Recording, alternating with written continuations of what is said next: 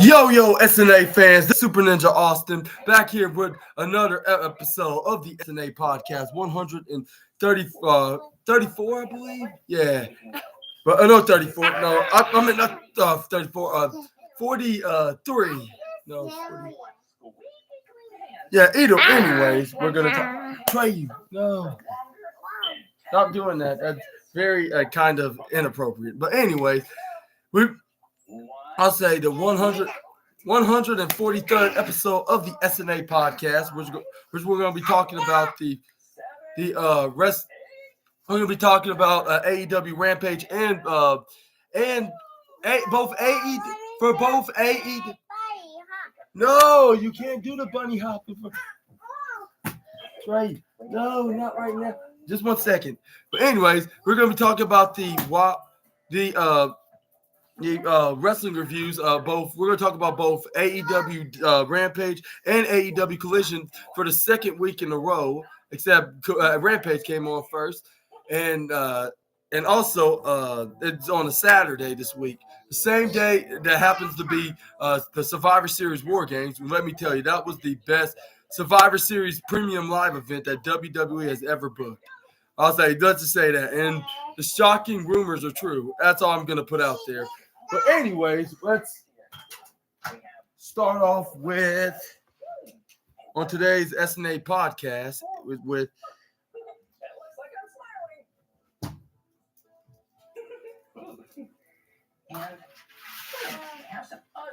we got Hook and Rocky Romero into a match. Like I think it was for the FTW Championship. And let's start off on how that went down. I betray you. No.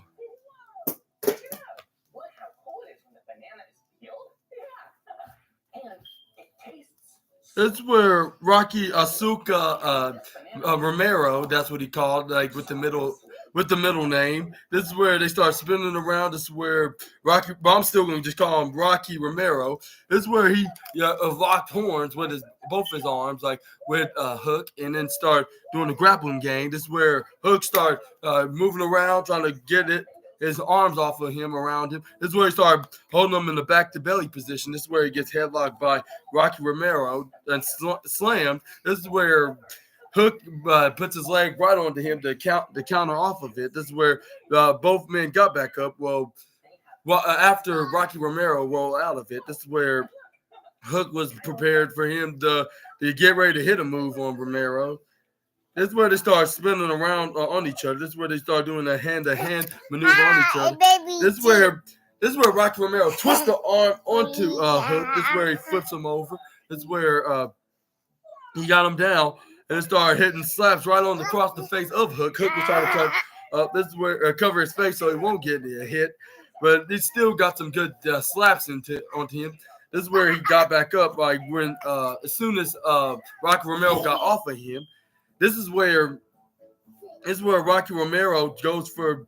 This is where they Rocky Romero and Hook put their arms onto each other. This is where they got into a grapple. This is where Hook hits a back to belly slam-a-jig right onto them into the canvas. This is where Hook got Rocky Romero into a headlock maneuver position. Headlock and a guillotine. This is where Hook swings and slams him down back first right onto the canvas. This is where he got him continue to have him onto a sleeper hold. This is where Rocky Romero twists the arm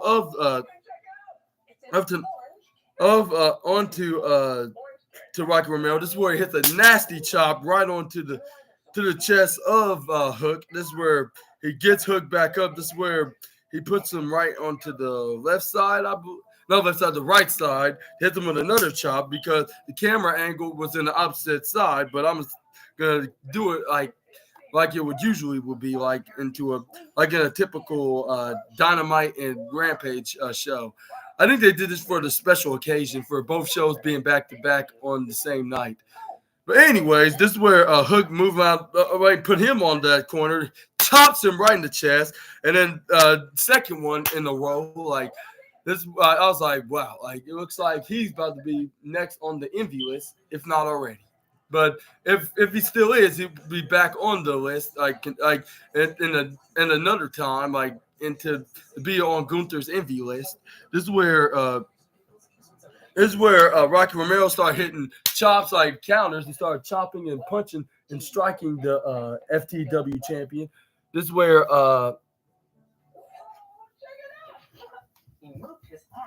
this is where Rocky Romero started hitting chops, like adding him being the newest addition onto the Gunther envy list. This is where he tried Irish whip him onto the left side, but Hook counters. This is where he went right through the left side corner ropes. This is where Hook tried to go for a big boot, but this is where Rocky Romero ducks out of the way. This is where he goes for a hip toss. This is where Hook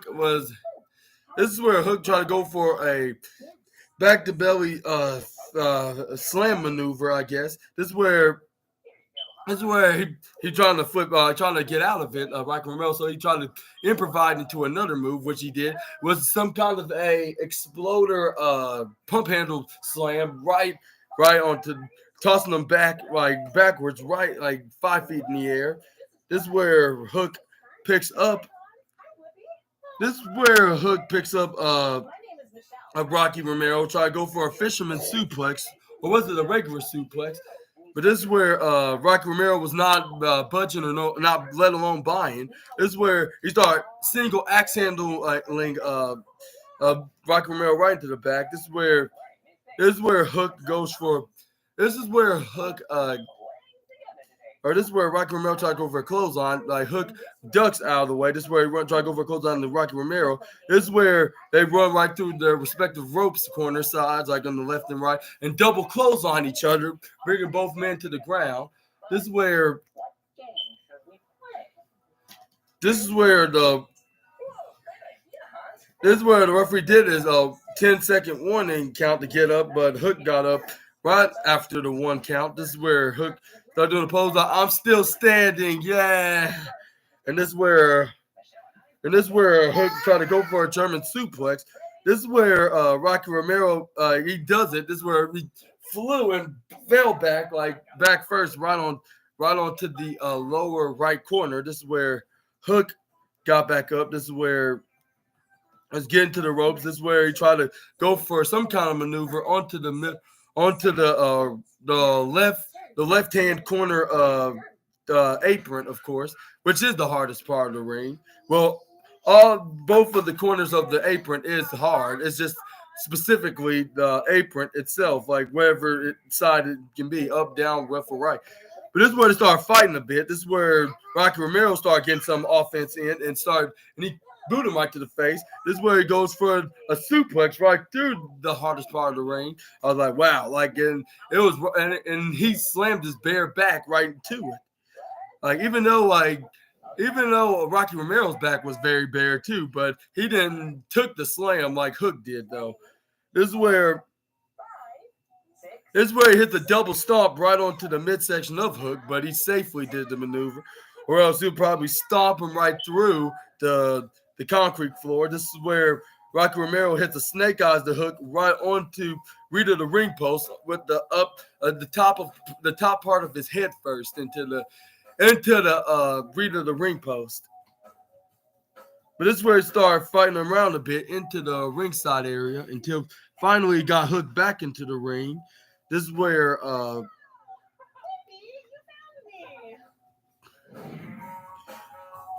Rocky Romero tried to get him up and they hit another move, but this is where Hook managed to counters and hits a chop right onto the chest of Rocky Romero. This is where Rocky Romero answered back with a back roundhouse kick.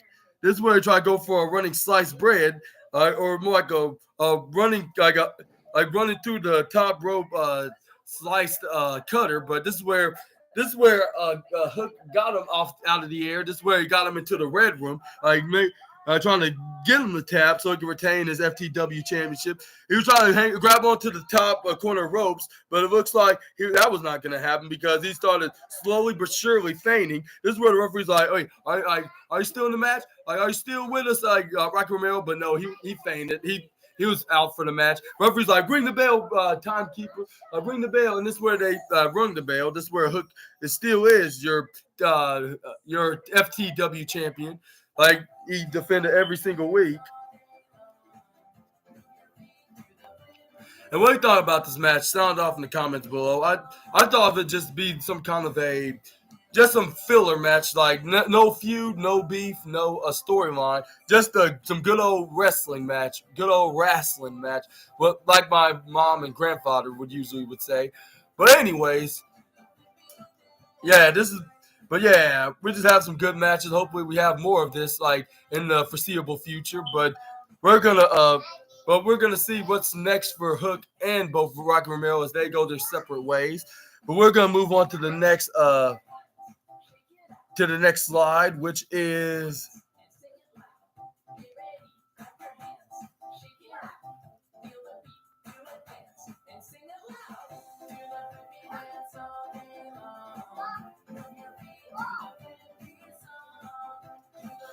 this is where Willa Yuta had a vignette about.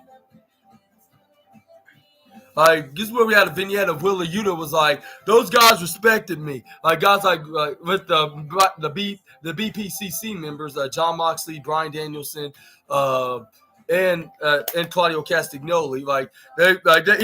They all respect me. He was like they gave me a chance. They molded me as the man that I am today. Kayori Shibata, like you lost all the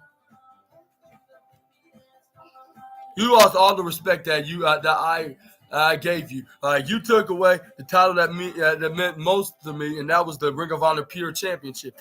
Every time that Pure Championship, I see that, and every time I see that Pure Championship, that's my identity. That is my life. I'm like if that was your life in your Pure Champ, you wouldn't be talking right now. You still wouldn't be alive, like Simon would say. And if that was your identity, we wouldn't know who the hell you were. Well, it could be your real name. Like, it can show you the identity of your real name. Jokingly speaking, of course. Nothing serious. But anyways, we're going to this is where he's like, I'm not, like, in Shibata, like, there's something that you should know about me. I'm not just a wrestler. I am a total a-hole, and I am a total prick. I'm going to beat you into the ground. Like, you took my championship, and eye for an eye. Like, I'm going to make a man look blind.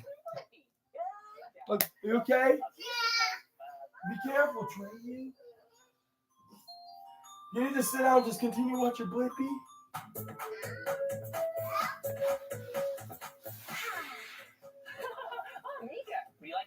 But anyways, yeah, But he was like, I'm gonna send you back to Japan, Shibata, and where you belong. And I'm gonna cave your head. I'm gonna knock your teeth down your damn throat. And I'm gonna make sure that you never ever come back with that Pure Championship and be near that division ever again. And I was like, can he keep on to his word, or he's gonna be a liar?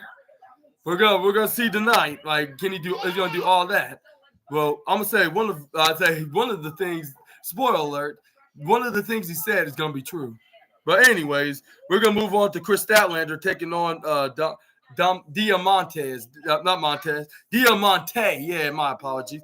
This is where start off with Chris Statlander hitting the arm drag right after they grappled a bit. This is where Chris Statlander said, I'm not in this match for no reason. I'm gonna show you why I still belong in the women's division here in All Elite Wrestling. This is where she started locking hands with Diamante, and then this is where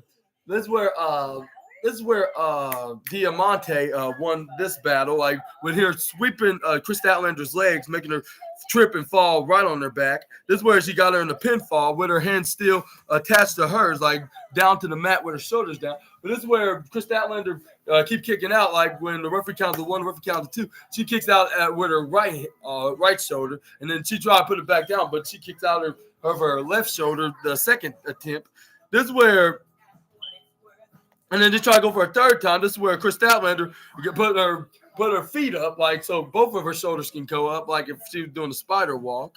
This is where Diamante tried to land, put her whole body right on top of hers, but there's not that was nothing that was gonna bring Chris Statlander down. This is where she hits a sliding kick right onto the midsection of Diamante, I believe that's her name. Yeah.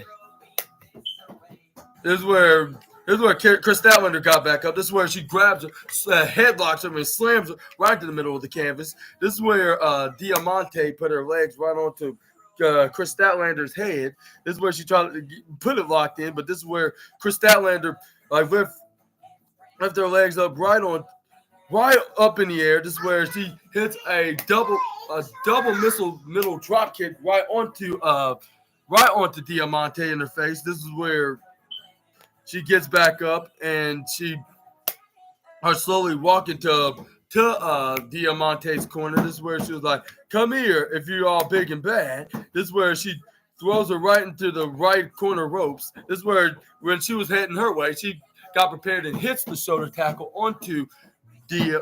This is where Chris Statlander Irish whips her right onto the right ropes again. This is where she tried to go right onto try to slam her to a body drop. This is where she flips out of it. Okay, Trey.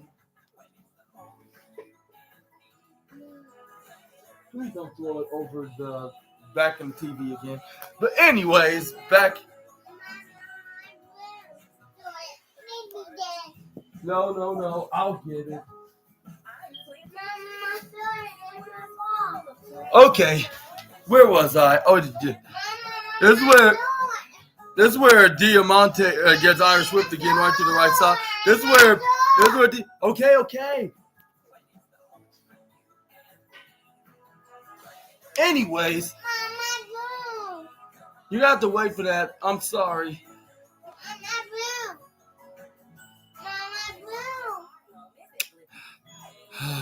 Okay, anyway, this is where Chris Statlander hits a. This is where she hits it with a flying head scissors and slam right onto the canvas. This is where Chris Statlander or Diamante goes for an attack. This is where she puts her right onto the top rope, picks her up and goes for a big power slam. This is where only got her a 2 count though. This is where Chris Statlander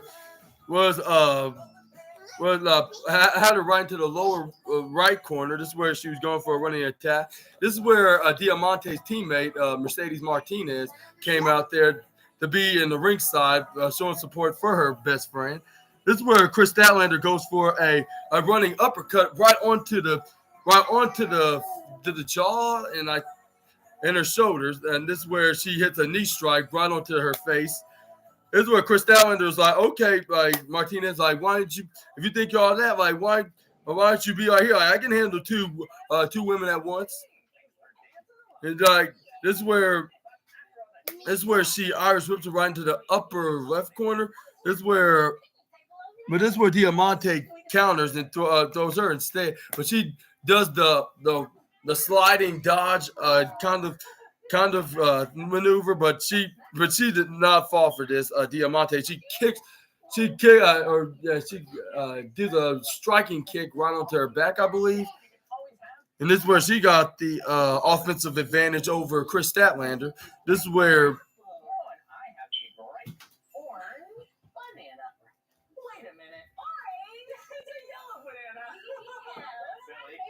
and then this is where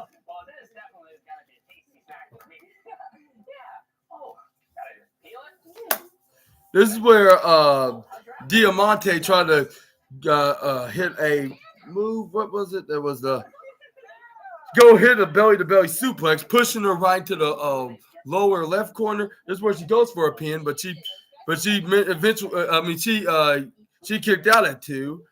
And this is where Diamante tries to grab Chris Statlander. This is where she started hitting chops and right-hand strikes onto Chris Statlander. This is where she tried to go for another one, which looked very sloppy. No offense to Diamante, but it did. But she's still doing very well in this match. But when she tried to go for a right hand, Chris Statlander grabs her and puts her into a backslide pinfall maneuver.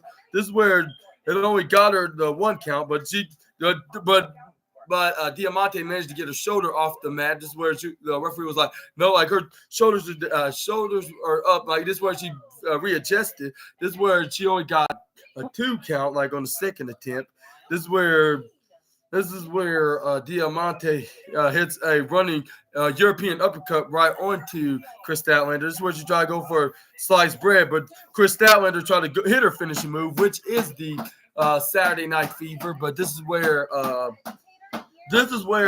Diamante hits a wheelbarrow roll up, which is the most devastating move in all of sports entertainment. This is where, but the referee tried to go for a pinfall, but he only got a 2.5 count. This is where Chris Statlander hit a roll up of her own, respectively. This is where Diamante picks. This is where Chris Statlander goes straight for Diamante, go for a forward roundhouse kick. This is where she ducks. This is where she goes for a roll up to Statlander, but this is where she kicks out at 2 again. This is where she starts hitting forearms, like after forearms, right onto Statlander. This is where she tried to run right for a crossbody, but she got caught by Statlander into a power slam. But she tried to go for a pinfall, but she only got a 1-2 ooh. This is where Chris Statlander goes up right on for a suplex, but this is where Diamante counters and hits a striking DDT. Oh, excuse me. I better see what my nephew's doing. They're doing good? Okay. Okay, anyway, this is where Diamante also hits a sliced bread, but she only got a 2.999. 0.1 negative away from being a 3. But this is where Diamante kind of argued with the referee a bit until it starts smacking around Chris Statlander. Chris Statlander was trying to get her way for 1 point, so she can be too cocky enough to the point that she can gain some energy and try to use it for Diamante's unexpected disadvantage. This is where she started shoving her face. Chris Statlander. This is where she starts shoving Chris Statlander and starts continuing to smack it around by Diamante. This is where she hits the botching clothesline, which is the second thing that she has unfortunately sandbagged. When she runs right through the right side ropes. This is where she hits a slide, a sandbagging clothesline. Unfortunately, she was trying to play it safe, and not trying to stiffly hit. But it wouldn't have hurt if she just did a hit, more of a force into the clothesline. This is where Diamante goes for a run right to the left side. This is where Chris Statlander hits a very brutally harsh discus clothesline I've ever seen in professional wrestling, and she got the 1-2-3, and Chris Statlander showed that she's still the top woman in the game, even without the TBS championship. Until soon after training, no, don't be doing that on Dad's TV. Hey, anyways, but we're gonna.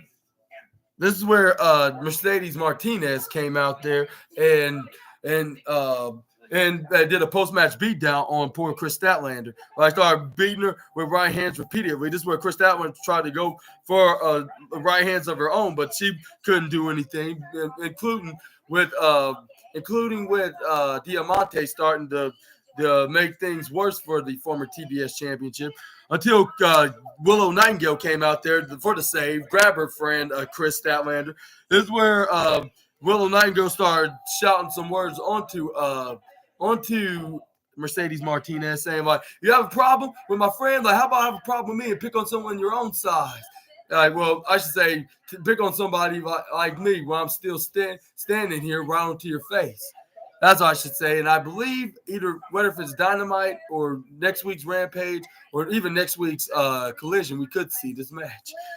But yeah, let me know what y'all think in the comments down below. But we're going to move on to the next the next vignette, which was earlier today with Daniel Garcia about his match against Claudio Castagnoli later on AEW Collision, which it was an earlier taped video with him saying,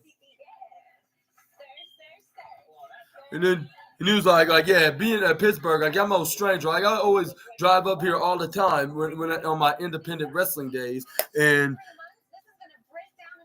back then, like I had the biggest match of my life, and I see for the past couple weeks on AEW, and like I'm putting in this Continental Classic tournament, like people at the time is coming, like their big names that come, but coming with big momentum, but I'm like, but not me because I'm coming in for 3 losses in a row in singles matches, and one to MJF, 1 to Andrade, El Idolo, and Miro. If I was to say my confidence is the all-time low coming to this tournament, like I wish I could say it wasn't because, like I said, this is the biggest tournament in pro wrestling. Like it's the greatest tournament in wrestling, and I wish my confidence was coming up to this. And I would see people much be talking saying that like I'm just in this tournament to eat pins and to be abused and be abused as for others, like to be on the top of this tournament.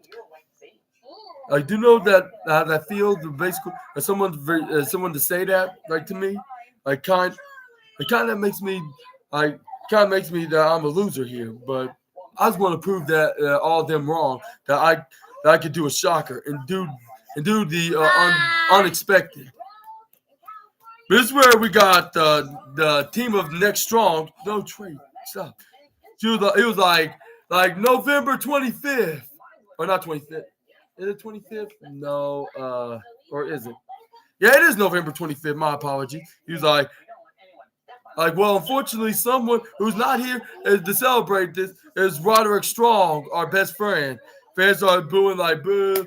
He's like, we're so upset. Like you see on Rampage, Action Andretti, Action Andretti tried to kill him. You truly tried to murder him. I'm like, wow, like you're really making this like if he really did try to kill him when he was just doing his job being a wrestler. Like, yeah, like it was just one freak accident, but that doesn't mean you call him out and shame him and criticize him for doing such a thing, like in this way of making it sound like he's some kind of a killer, like some cold-hearted, heartless killer. Like, but anyways, this is where Mike Bennett was like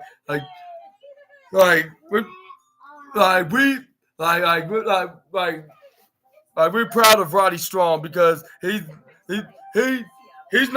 no less of a man than he is. Like he is the damn hero in this industry, and he proved that sometimes like heroes don't wear capes. No, they wear neck braces.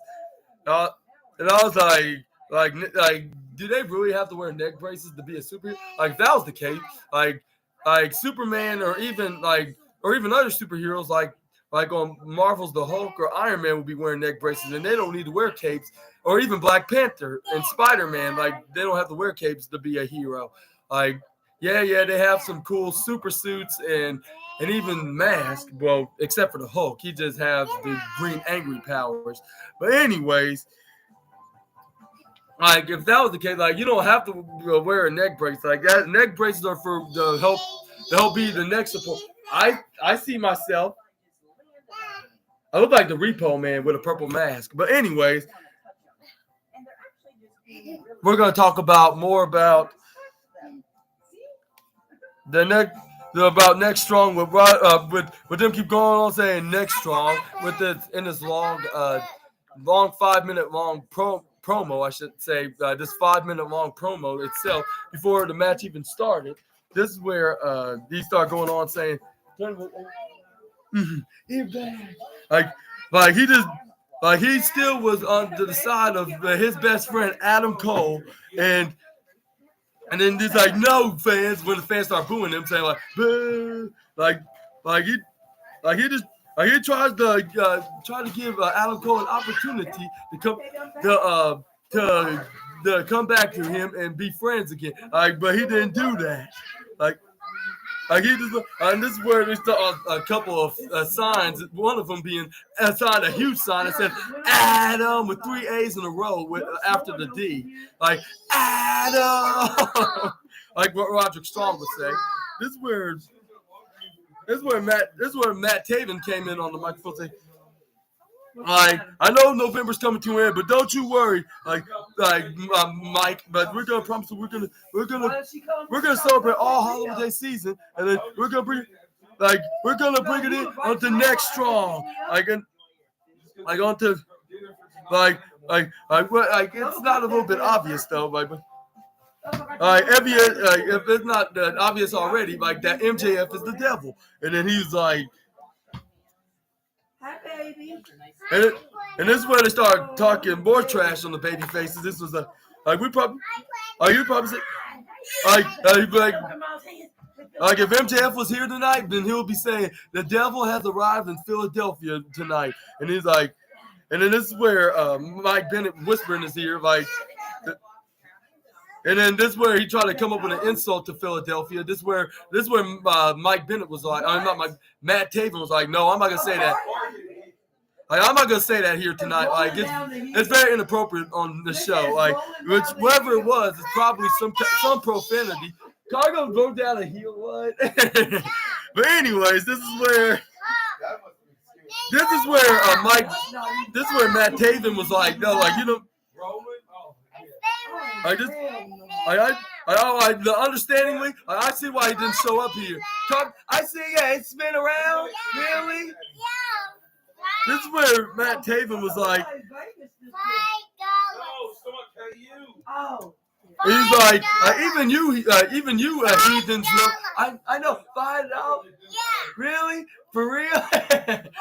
But anyway, he's like, all you heathens think that, all you heathens know that MJF is the devil. So I guess not very much of a surprise. He's like, so let me be clear. He's like, you got a fraudulent title on your shoulder, Max. We are a full-time Ring of Honor Tag Team Champion. And then we're gonna get those titles back. So Max, we're coming back. We're coming back. I'll show you later. He is him, and I am him, and we are the kingdom. I'm Matt Taven, and then we are friendly, and we are the kingdom. And he's like, we're gonna and he's like, and Mike, will you take care of this mic for me? And this is where he hits a big luva boot right onto the face of one of the enhancement talent brothers. This is where he hits a super kick onto the other one. This is where Mike Bennett did a super kick. And hits a discus forearm right onto him. This is where he tags in Matt Taven. This is where he hits a boot right onto his face. This is where Mike Bennett hits a striking forearm. This is where he hits a missile dropkick off the middle ropes. This is where they start bragging like the arrogant heels that they are. This is where he goes right onto the ropes on the top, hits a springboard step up enziguri right onto the head of this guy. This is very unfortunate. And then the guy in the blue shorts, he got elbow striked by not Matt Taven, Mike Bennett of the Kingdom. This is where Matt Taven hits the climax. This is where Mike Bennett hit the sit-out pile driver onto that poor guy with the blue shorts onto the ramp. This is where Matt Taven goes for the middle ropes and hits a frog splash and got the 1, 2, 3. And yeah, of course they did, because 9 times out of 10, enhancement talent are not going to win the shows. What if it's on Dynamite, Rampage, or Collision? And what do you think about them challenging MJF for the Ring of Honor Tag Team Championships? And when we'll have this match with these two against MJF and probably Samoa Joe again, if not Adam Cole, if he doesn't come back from his injuries. Y'all sound off in the comments down below. We're gonna I'm gonna move this to my nephew's room now, I guess.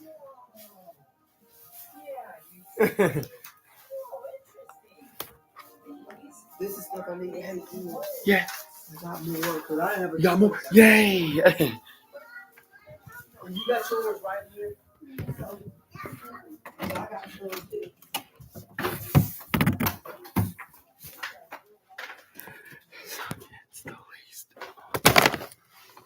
Okay, SNA back here.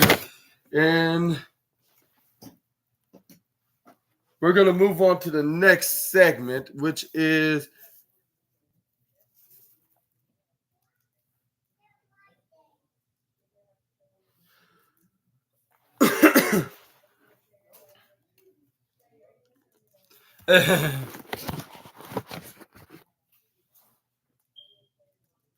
okay, we're going to move on to the next slide. And it is the main event of the evening, and it is for the Ring of Honor PR Championship with Shiori Sabata against Willa Yuta.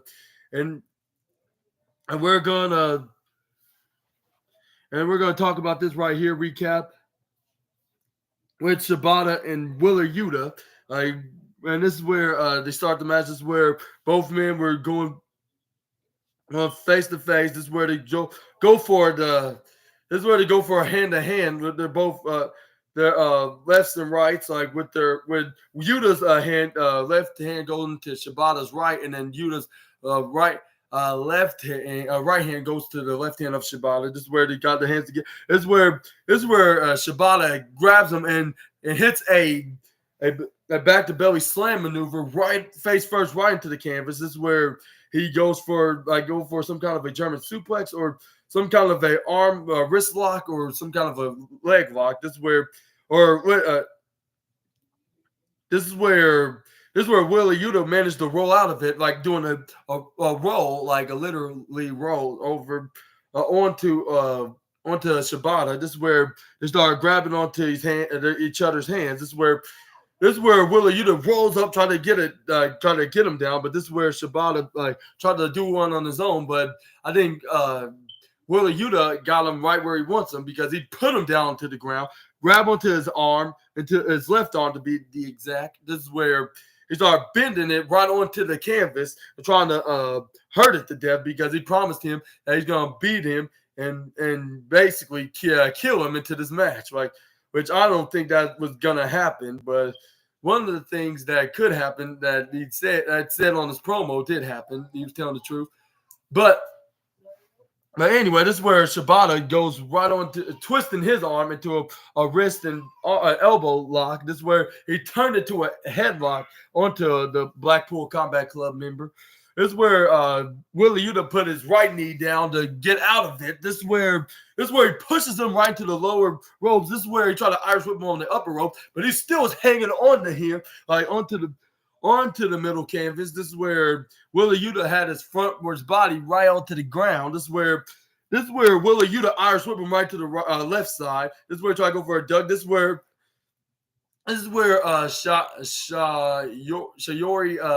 Shibata did not fall for it, and he stomped onto the back of Willa Yuta, right onto the lower back. This is where he started putting. This is where he twisted his arms, his legs together, and then put his knees up right onto his back and bending it back. Like this is where Willa Yuta bend his head backwards, like while he had him in his back, like he put his knees right onto the like on sideways, like with Willa Yuta sideways when he's bending him. This is where he started putting his legs together, like onto Willa's two legs, like looked like about to do the sharpshooter, but he was trying to bend his back of his knees back, like upwards, like where it shouldn't be at. Like he started putting his back, like slamming him right onto the canvas and trying to twist him and trying to break his legs, two of his legs, like. And this is where he still had them tied together because, and this is where he puts him on the side, put him sideways on his back, like his knees on his back, like with his knees sideways onto Yuta's back. This is where Yuta managed to get out of it somehow. This is where Willa Yuta Shibata was hands together. This is where Shibata started hitting his knees right onto the midsection of Wheeler Yuta. This is where he twisted. This is where he went and slid forwards and looked like going for a roll up, but he got he put him in a dragon screw lock, like locked in, like making him have nowhere to go by bending his Achilles tendon back. This is where Wheeler Yuta grabs onto the ropes onto the lower in the left corner. This is where he had to let go because he would have gotten he was getting the DQ 5-second warning count from the referee, but he didn't did that. But this is where only just a warning, of course. This is where Shibata grabs onto the legs of Wheeler Yuta. This is where I thought he was going to hit a swinging Ikstagiri right onto Shibata, but he did the most dirtiest trick in all of professional wrestling, raking him in the eyes, like to make sure he does not see in the match. This is where he hits a striking right hand onto the face of Shibata.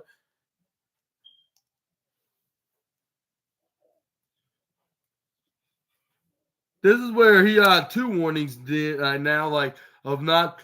Like 2 warnings of not doing that again, because if he gets one more warning of one more warning like that, like of DQ attempt, he loses this match by disqualification. So like part of this rule in this pure championship, this is where he started hitting the right hands and striking them right onto the head of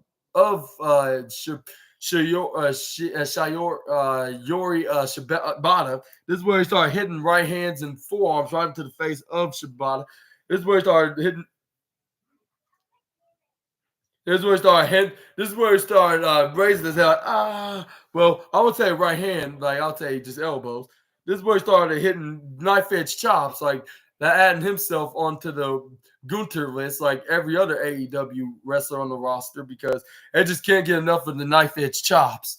But anyways, this is where we have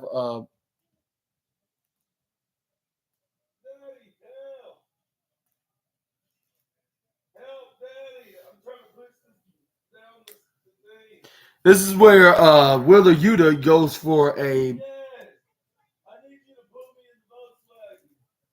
Now this is where Wheeler Yuta does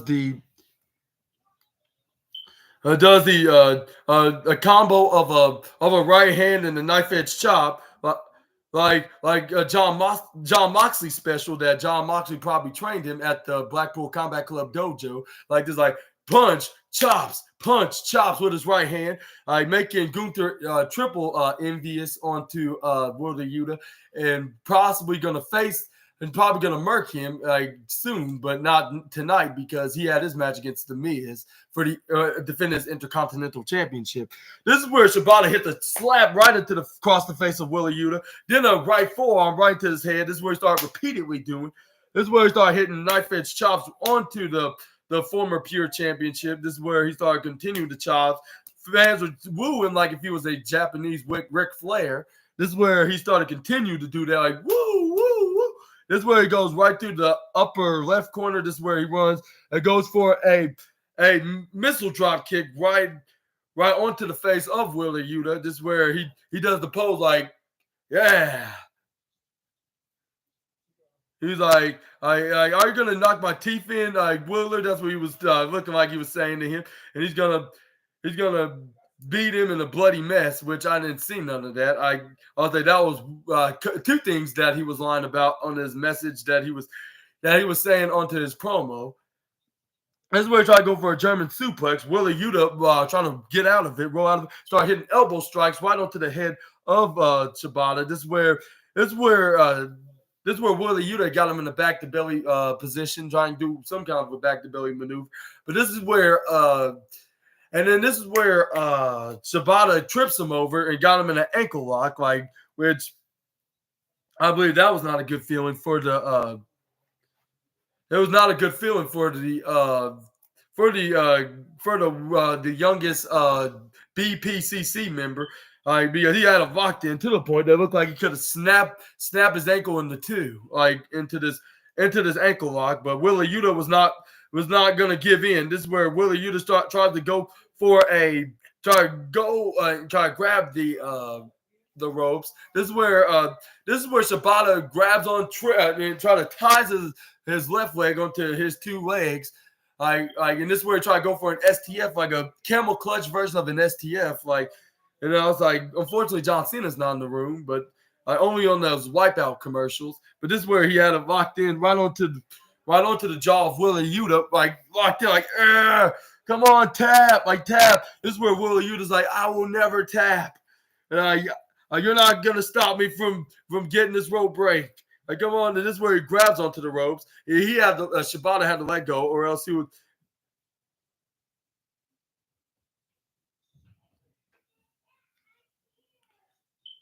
Because Shibata lost an advantage of a DQ use, I believe. Yeah.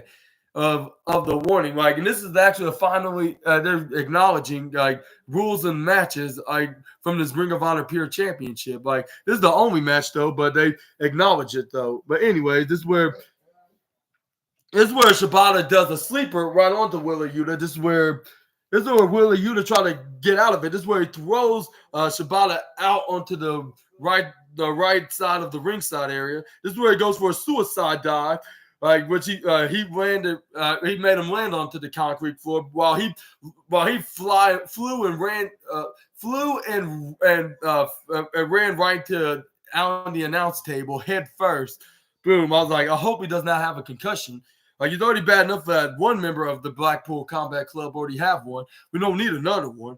But this is where Wheeler Yuta picks up. I was like, luckily it doesn't seem like it was much, just a bang to the head.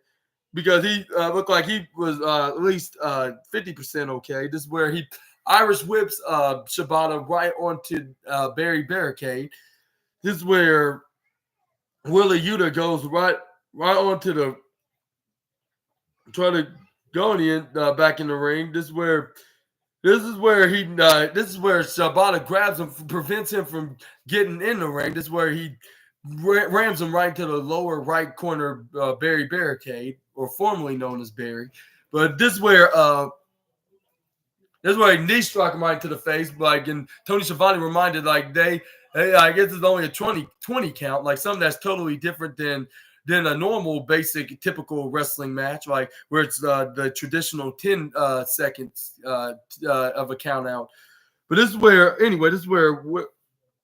Shibata starts trying to regain his injury. Not injury, his energy, with his right knee up. This is where he picks Wheeler Yuta back up. This is where Shibata goes the back in the ring. This is where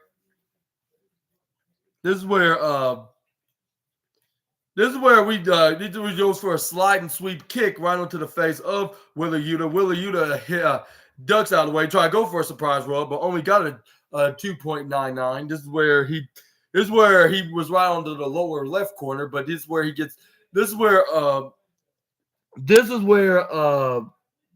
Shibata tried to go for an attack, but he trips over his legs, try to go for a pin with his feet right onto the ropes. But this is where the referee did not see that. This is where Shibata was like, "How come you didn't see that? I know you were busy trying to count the pinfall, but pay attention." This is where Wheeler Yuta pushes Shibata right onto the referee. This is where Yuta low blows him right into the family jewels. This is where he hits a DDT, a spiking DDT. This is where Wheeler Yuta got him into the crossface, or some kind of a. Or not crossface. This is where he got him, looked like about to do a crossface, but he flips him over into a pinfall. And then this is where the referee counted the 1, then counted the 2, and got the 3. And then yes, sir, man, we got a new Ring of Honor Pure Championship. And that was the only thing he said that was going to happen, which he did. And he's now he's a 3-time Ring of Honor Pure Champion. 3-time, even though he used the second dirtiest trick in the book, and that was low blowing, but he got the championship back. And I know, and like I said before, and I'll say it again, what is up with heel wrestlers acting like babyface?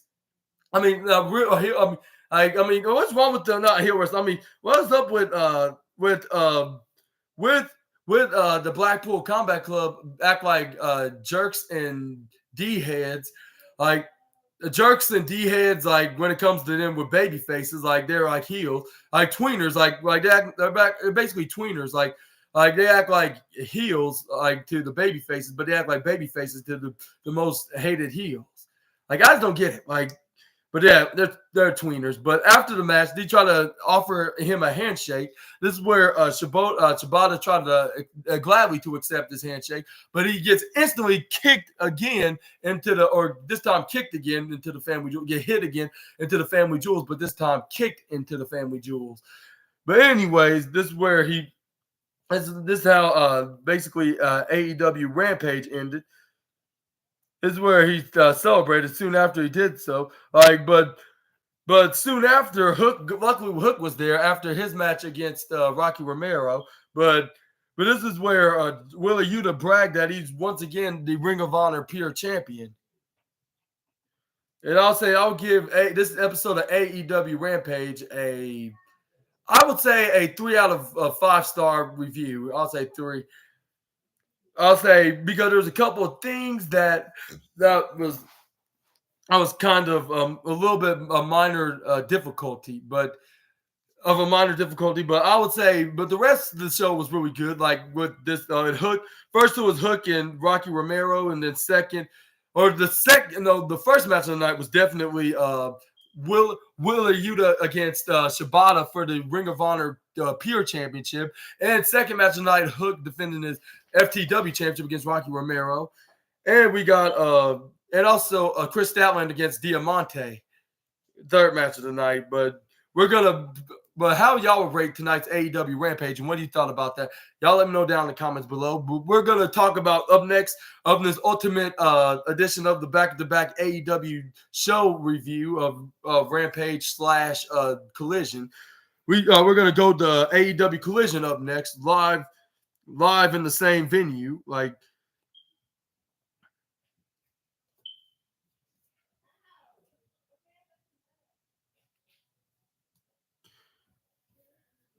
And we start off on tonight's Collision. It was with I believe Claudio Castagnoli against but we got every wrestler talking to each other, sending each other a message on how they're gonna win. But like my homeboy Simon Miller would say, like one of them was lying. One of them was lying, like who's gonna be the winner. But this is where they start playing their usual Saturday night theme song music. This is where we got the first round of the Continental Classic with Daniel Garcia against Claudio Castagnoli, which later on that night onto AEW at the end of the night of AEW Collision with Eddie Kingston against what's his name? What's his face? Brody King. But yeah, this is where we got Daniel Garcia doing his dance entering the ring. This is where he was getting ready to face the Swiss Cyborg, like with Claudio Castagnoli hitting a European uppercut right into the face of Daniel Garcia to get an early start. This is where he did repeatedly. This is where right on to Daniel Garcia. This is where we'll see what happened next.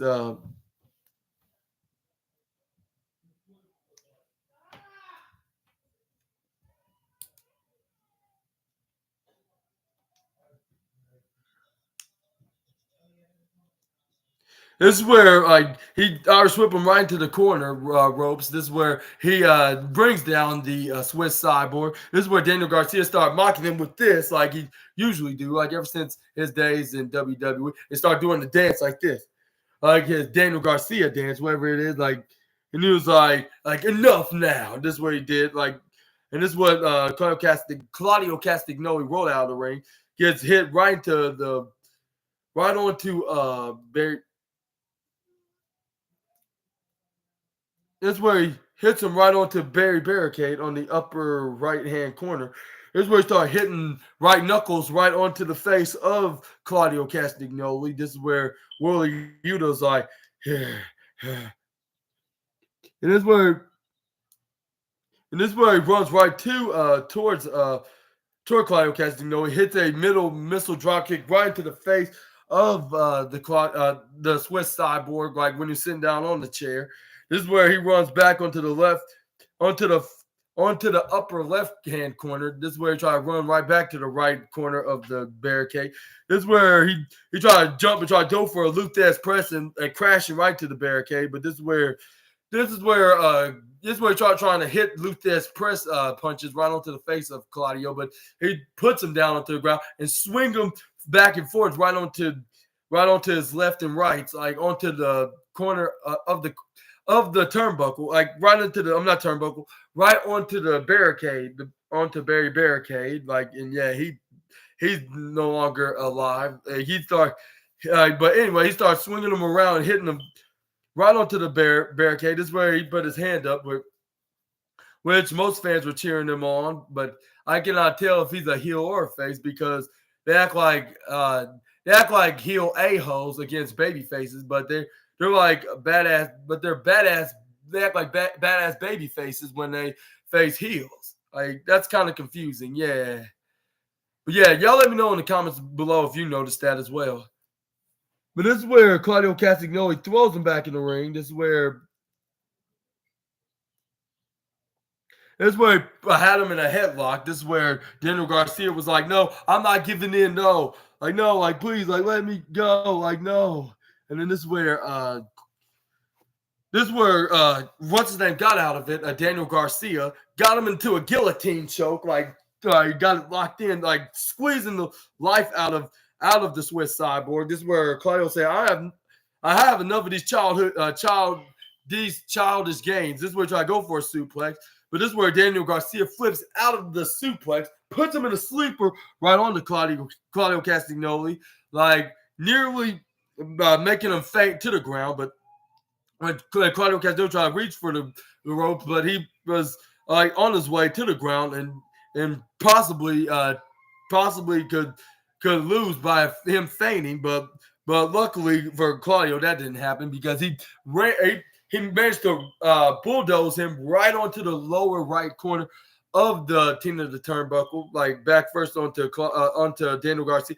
This is where Daniel Garcia went back and goes for a roll up right onto the top corner ropes. Hits a surprise roll, but he kicks out of the maneuver. This is where what's his name? This is where what's his name? Daniel Garcia hits an ankle lock right onto Claudio Castagnoli, but he pushes him right onto the right side of the ropes. This is where he goes for a roll up, but he only got a 2 count. This is where Claudio Castagnoli hit the standing flipping clothesline. This is where Claudio was like I don't. He was breathing like very heavy, like man, this boy is no this kid is not a this kid won't stay down. Like, he's not a kid that would sit down if you tell him to. This is where Claudio Castagnoli hits a European uppercut right onto the head of Daniel Garcia repeatedly, and then he started doing rights and lefts, or lefts and rights and rights and lefts. This is where he has the clothesline out of the top right corner. This is where he tried to go for a pin, but he only got a 2.5 count. This is where Claudio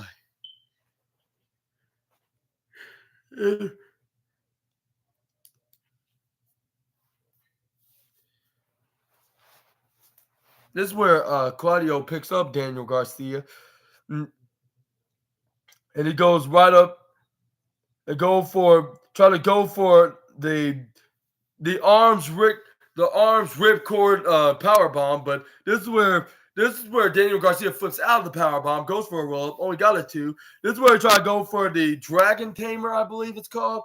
But this is where Claudio gets out of it, hits a sharpshooter, like locked in right onto Daniel Garcia, locked in like That's where Daniel Garcia was like, no, you'll never bring me down. You never make me tap either. This is where he tried to grab onto the ropes, but this is where Claudio pulls him away from the ropes, got him locked into the sharpshooter. This is where Daniel Garcia tried to find a way to get out of the sharpshooter. This is where Daniel Garcia got him into a small package, rolling out of it, but it only got a 2 count. This is where he tried to run right towards Claudio Castagnoli, gets flinged up into the air, and they got hit with a European uppercut, kicks out at a 1-2 ooh. Like this is where Daniel Garcia got back up. This is where Claudio Castagnoli hits a big thunderous European uppercut onto the former Ring of Honor Pure champion. This is where Claudio tried to go for the double rip-corded power bomb. What Marie Cola, I should say, like what Tony Schiavone said, or Marie Cola, and got the 1-2-3. And Claudio Castagnoli is gonna move on as the first man who got the win into this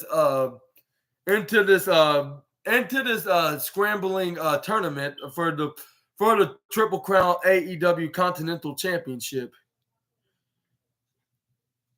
And this is where Wheeler Yuta celebrated with the Swiss Cyborg and said, like, yeah, like he's on his way of becoming Ring of Honor World Champion, but also with the New Japan Strong Openweight and the AEW Continental Championship, whereas he got scored a win, but poor Daniel Garcia got a 0, and he did aid another loss, even though he was not trying to, but he did his best. Well, at least in kayfabe, he was not trying to. But luckily, he bounced. Not luckily. Hopefully, he bounced back from this and get a win. But this is where we got a vignette of the Matt. This is where we got a backstage promo from Eddie Kingston sending a message to his opponent into the main event of tonight's collision, saying, like, "Are you thinking fine? Like, are you?" And this is where the camera's like, this is where he started talking to the camera before he sent the message. He was like, "Are we all good?" I was like, "Yeah, I'm not sure if this was part of the plan or not. Maybe it was, because why else they would show this?" But anyway, this is where Eddie Kingston was like, "I'm telling you how important this tournament is, especially for me. I put 2 championships on the line in this tournament. The Ring of Honor World Championship that my friends and my mentors have held. The Low-Key, Homicide, what's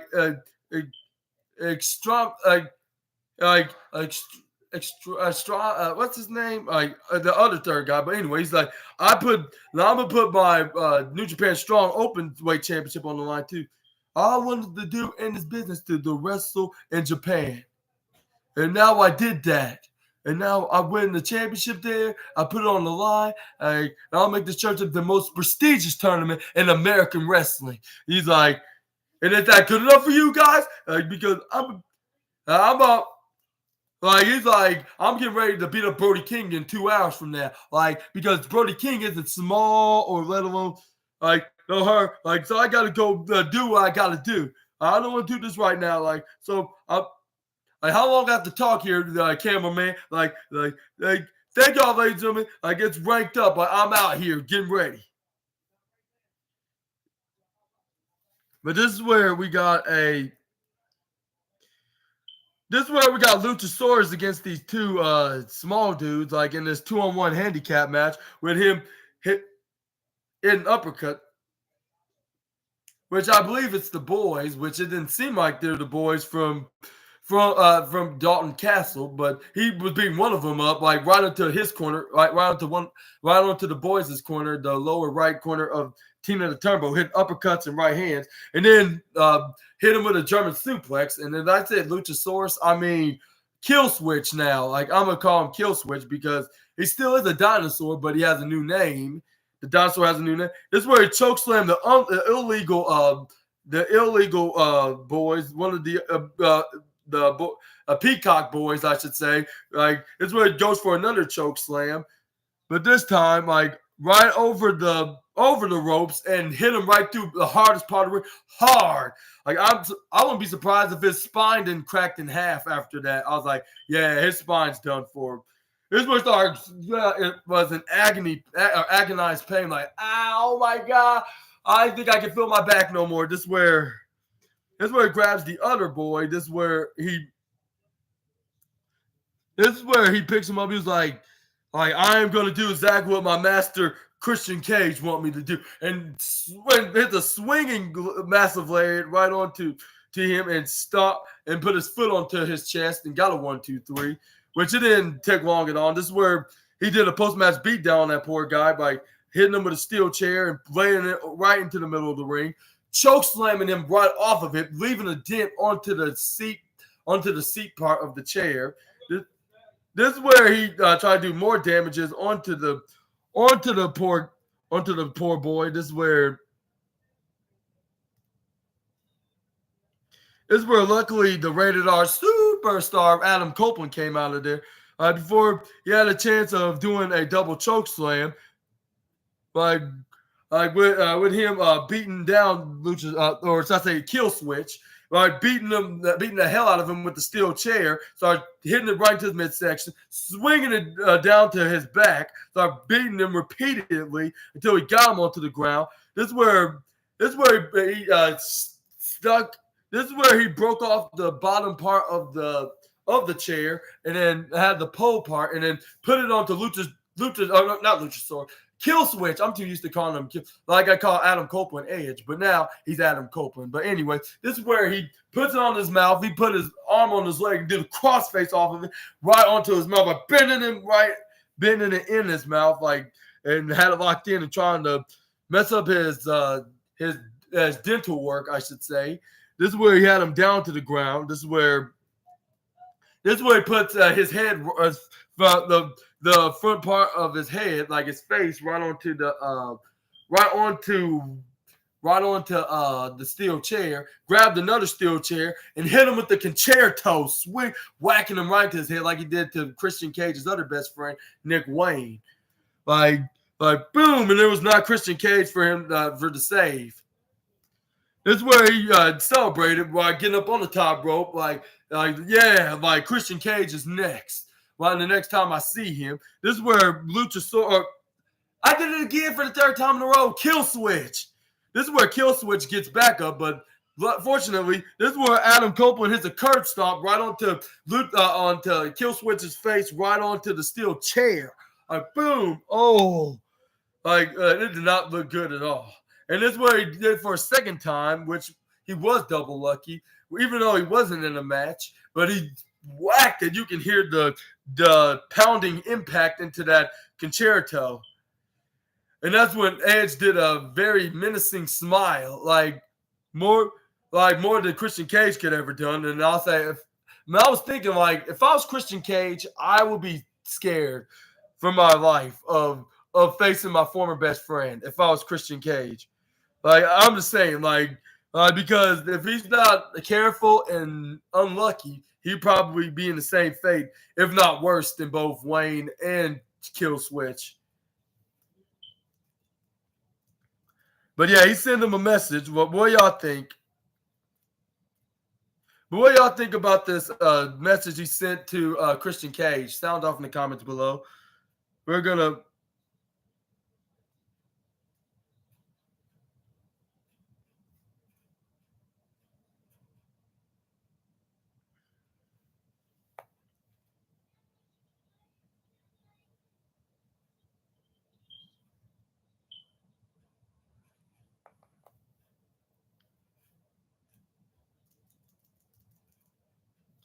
But anyway, we're going to move on to the next. Next up, we got. This is where Alexi tried to do a backstage interview on witnessing, asking what we just witnessed about Adam Copeland did the kill switch. This is where Adam Copeland went on the cameras and sent a very unforgiving message to his former best friend, saying, "You think you're Christian Cage? You think you're playing the patriarch now, aren't you? All of it, what just happened? Nick Wayne, or once again, did that. What happened? What happened to both Killswitch and Nick Wayne out there is because all of your fault. Well, I'll say not Nick Wayne tonight, but from this past Wednesday on Dynamite, which I recapped that. Make sure you check that out.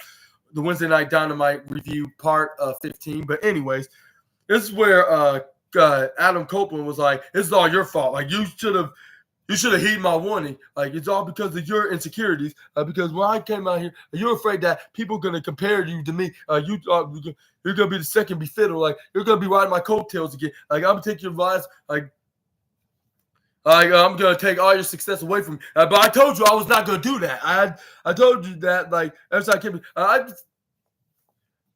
and then this is where he said like, yeah, this is our best friendship. I told you that our best friendship is more important than anything that anyone but than anything that anyone can contain. That's what he said. That anyone that can contain. And I can throw at us. I can do the best ego, Christian Cage. Like the night I got here, you were about the concerto sting. Like you're about to have Killswitch concertos. You were about to have Killswitch. You're about to concerto sting, and then Wednesday you're about to Killswitch concerto Shayna Wayne. I believe that's her name. You're going to tell me to think about you. The chances of us teaming again. You put my wife Beth's name and my children Lyric and Ruby's name in your little mouth. And you know what? You know what you got to do. I try to let it go, but until you said that one thing, and that is, you said you're gonna break my neck. Like I like to see you trying. Like, but you said try to put me in the military, and then put it up. Like and I did, and then you're gonna say you're gonna humiliate me, and you're gonna make me paralyzed, and you're gonna make me be put on a wheelchair, and then make my kids say, and then I'm gonna give something that everybody remembers and then make my kids tell all their friends on how I used to be, like, and how I've been. Like, so you're not gonna end me. Like you're not threatening my and not only you're threatening my future, you're threatening my daughter's future. And he's like, so now I'm warning you right now. I already got two heads on one wall. Go to the hospital. That's your prodigy on what happens when I snap and I and ask Killswitch. When I snap, when I beat you to death. And he was like, I'm gonna change your soul. I'm gonna hurt you. I'm gonna kick your face in. And he's like, when you go to bed, you're gonna close your eyes, and then you're gonna picture and the man behind you're gonna remember the pain that I have given to you, and I need to take your TNT championship because the most important thing you want which it means the world to you, and then I'm challenging you like a Dynamite this Wednesday. Or not this Dynamite, and a week from this Wednesday, December 6th, like in Montreal, Adam Copeland versus Christian Cage for the TNT Championship. And I'm going to go places where you can go and you've never been because you cannot have that dog in you, Christian. I'm going to take your TNT title. And what do you think? And what do you think? Who's going to win that match in December 6th? And what do you think? What I think? Who's going to win? I would say I think Adam Copeland will win that match, and hopefully he does. Hopefully he does, and he gives him the beating that he deserves because it's been way past due for him to get his comeuppance. Because I haven't seen Christian Cage. We're finally going to see this by seeing his best friend give him that beat down. We're going to see that old rated R superstar to give him that beating that he deserves. Hopefully we do at December 6th, and we'll possibly see Adam Copeland win the TNT Championship. And I'll say it's not like older wrestlers, veteran wrestlers that's stealing opportunities. Like how it's going to held for long. Like it's going to be probably for the storyline.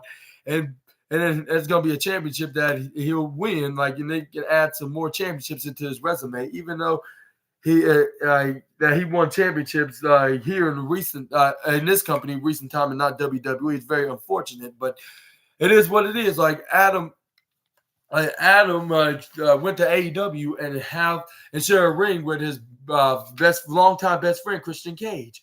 But yeah, we're gonna move. But yeah, y'all let me know who's gonna win on December 6th though in the comments below. We're gonna move on to the next wrestling match, and that is.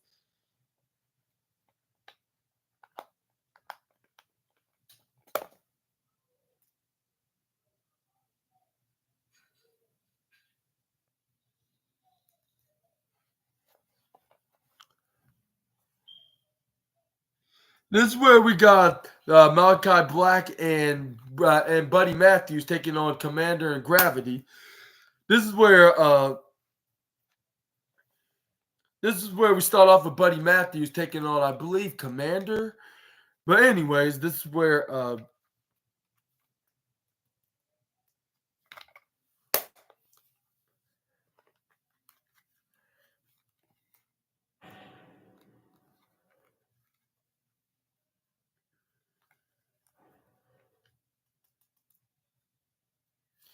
let's see.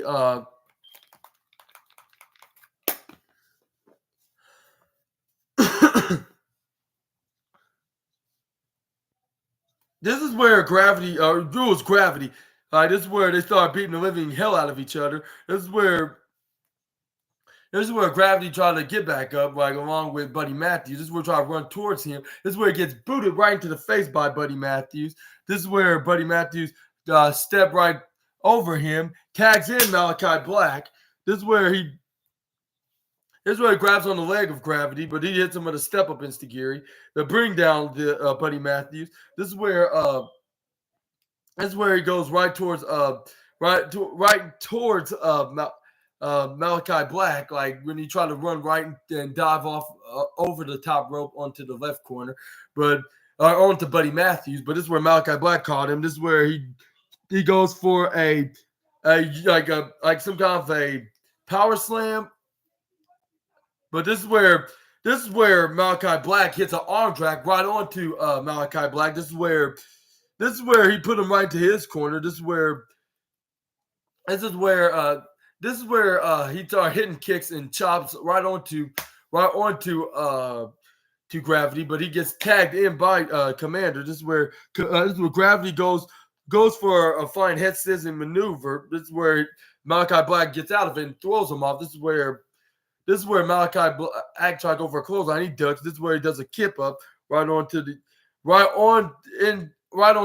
This is where he boots him back to the ground. This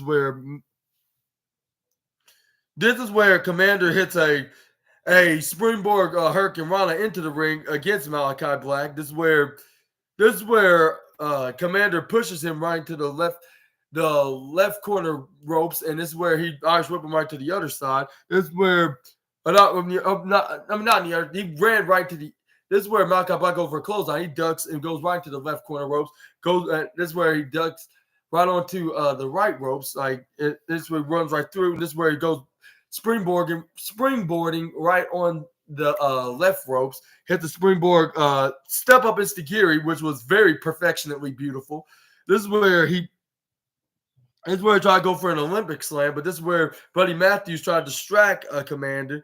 This is where he boot him right into the throat, and then he does the same right onto Gravity. This is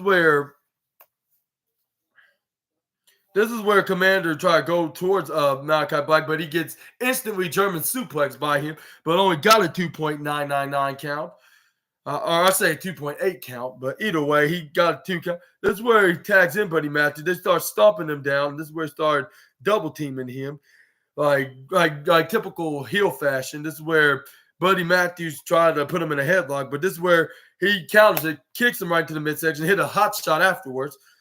This is where he jumps right over Buddy Matthews, trying to go for a tag to Gravity, but this is where Buddy Matthews rams him right into the bottom right corner. Like this is where he tags in tags in Malachi Black. This is where he tried to go for a double suplex.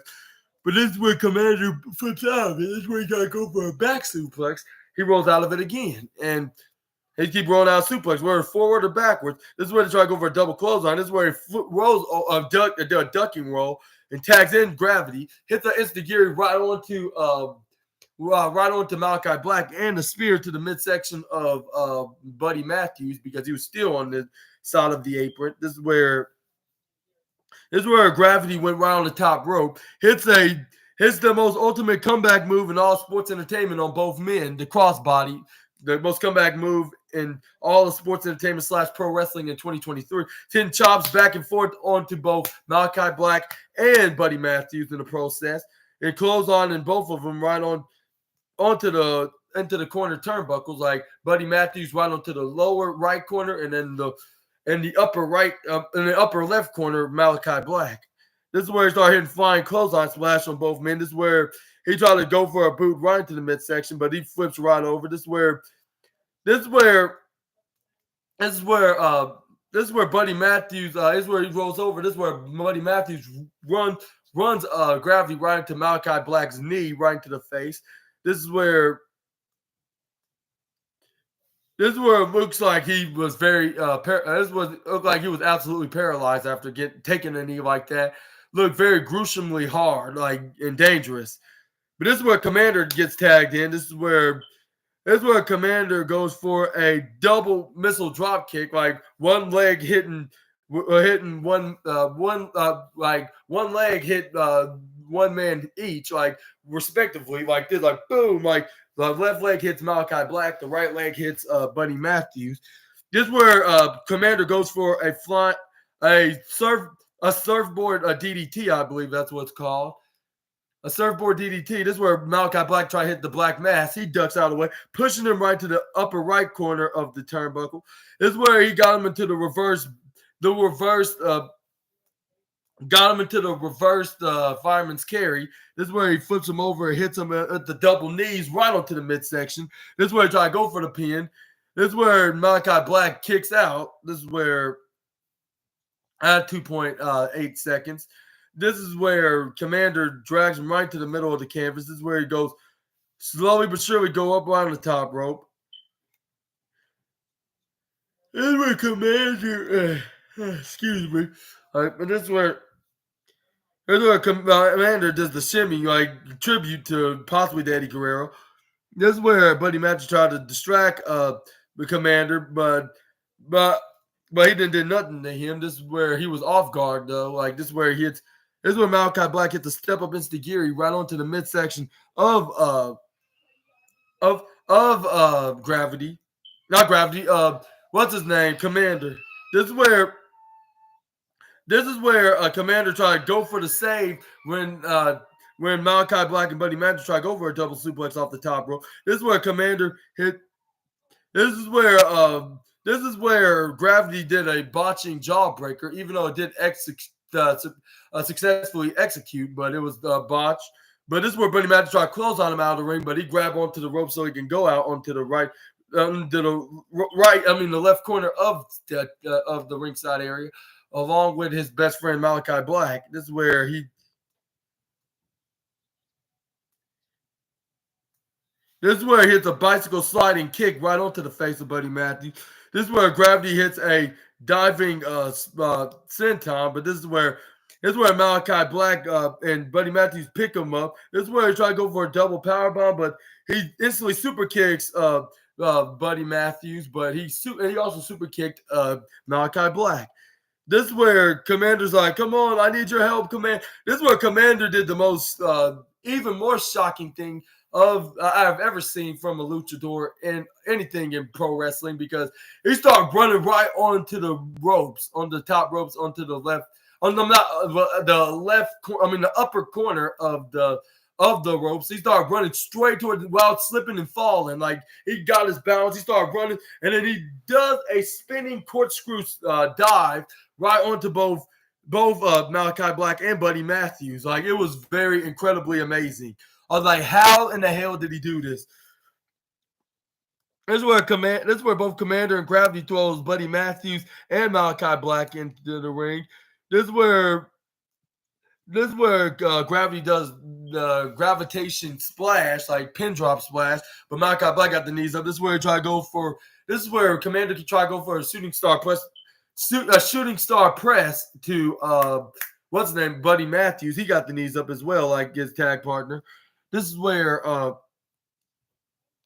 Malachi Black and Buddy Matthews got up. This is where they booted a boot shove right onto both Gravity and Commander. Hit, and then when they bounce back from the top corner ropes, they hit their respective pump knee strikes, like their bicycle knee strike, boom, with Buddy Matthews doing it like Kenny Omega.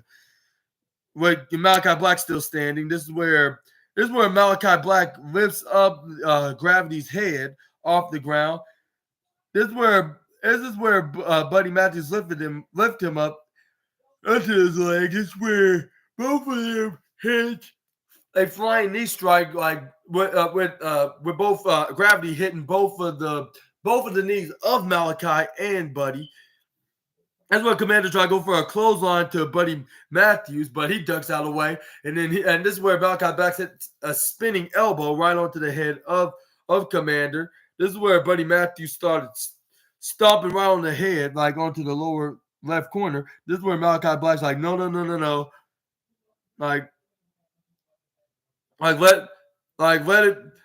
Let him come here on his own. Like come here. He was like, yeah, you're more than free, Commander. Like, come closer. Like, you know what I do with guys like you? Like, and then this is where, like, basically that, and I'll say, and this is where Buddy Matthews hit the curb stomp, his former Messiah's finishing maneuver, and that's what Malachi Black said, basically that. And then this is where Buddy Matthews goes ahead with a pin and got the 1, 2, 3.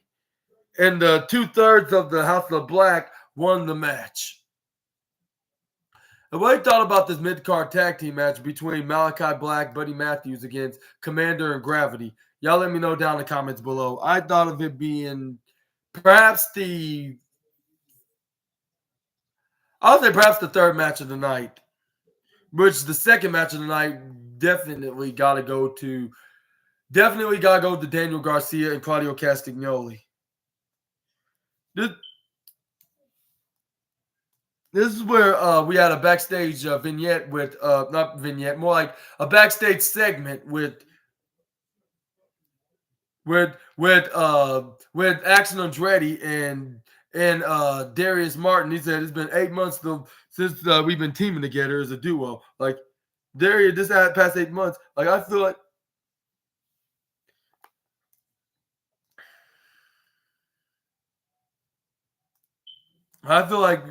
we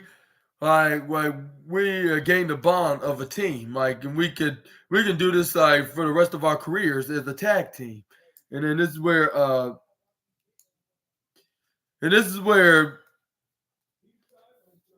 I think they made a blooper mistake. Like AEW, they went on commercial break onto the NBA when they're still advertising the NBA, but they're still talking though. But this is where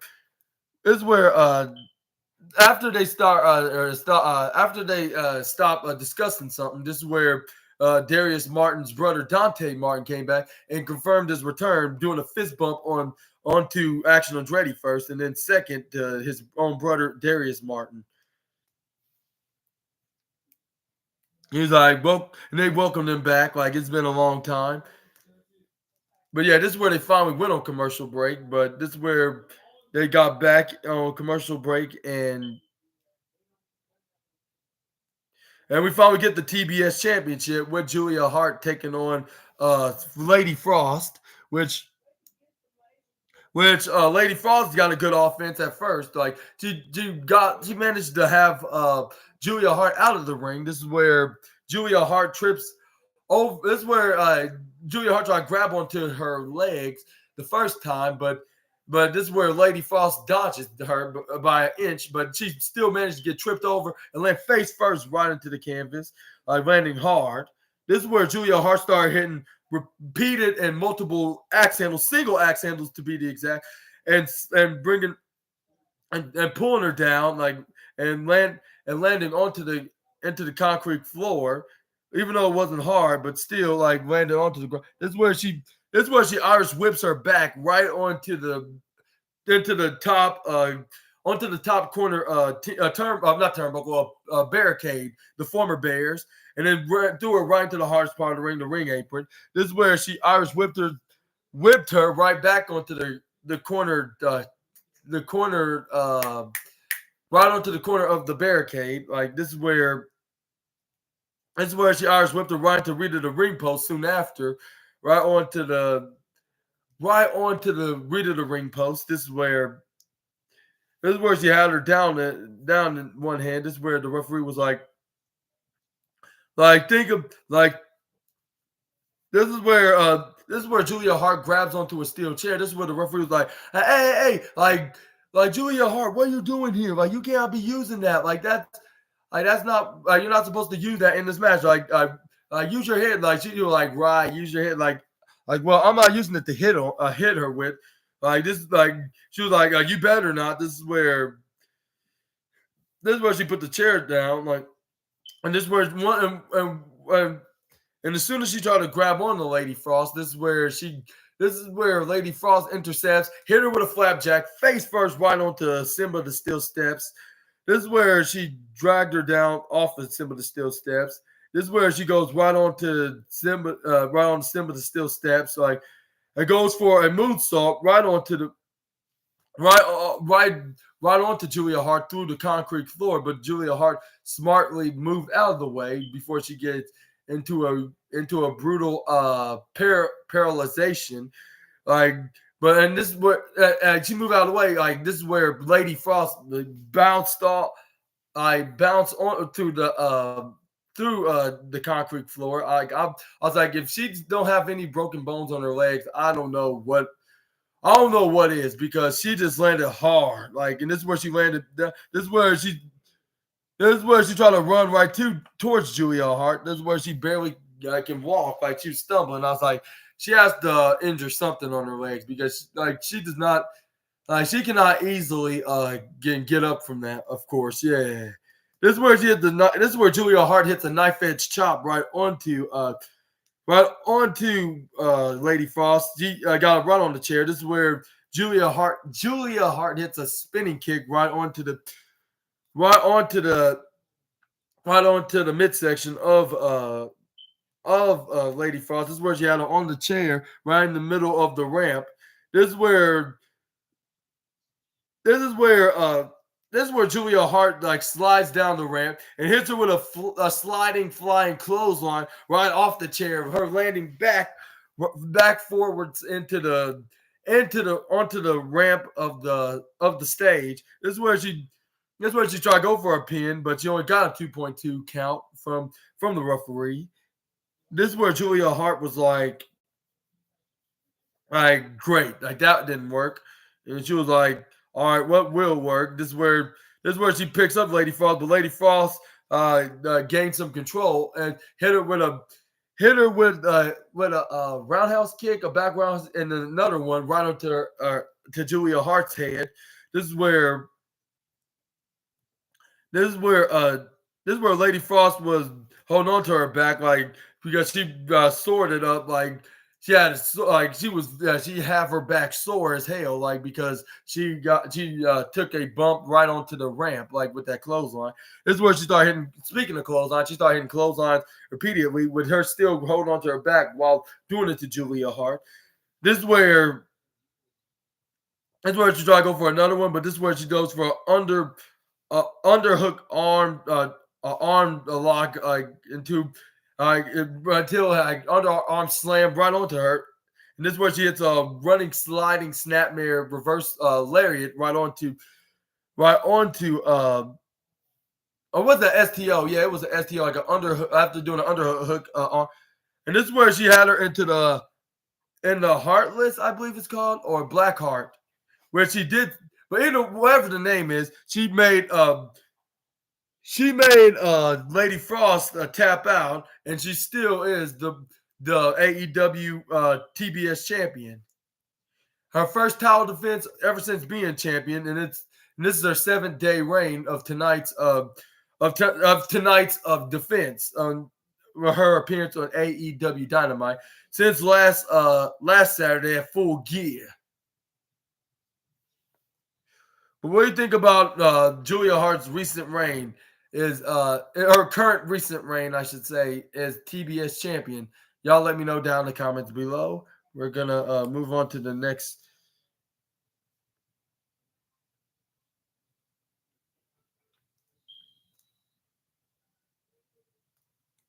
We move on to a backstage interview with Lexi interviewing Powerhouse Will Hobbs and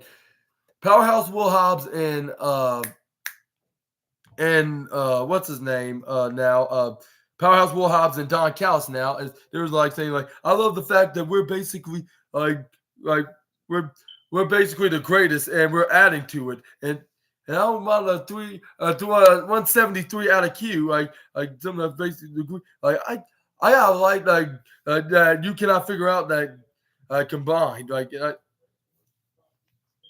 I just cannot get that Chris Jericho and Kenny Omega called themselves the Golden Jets.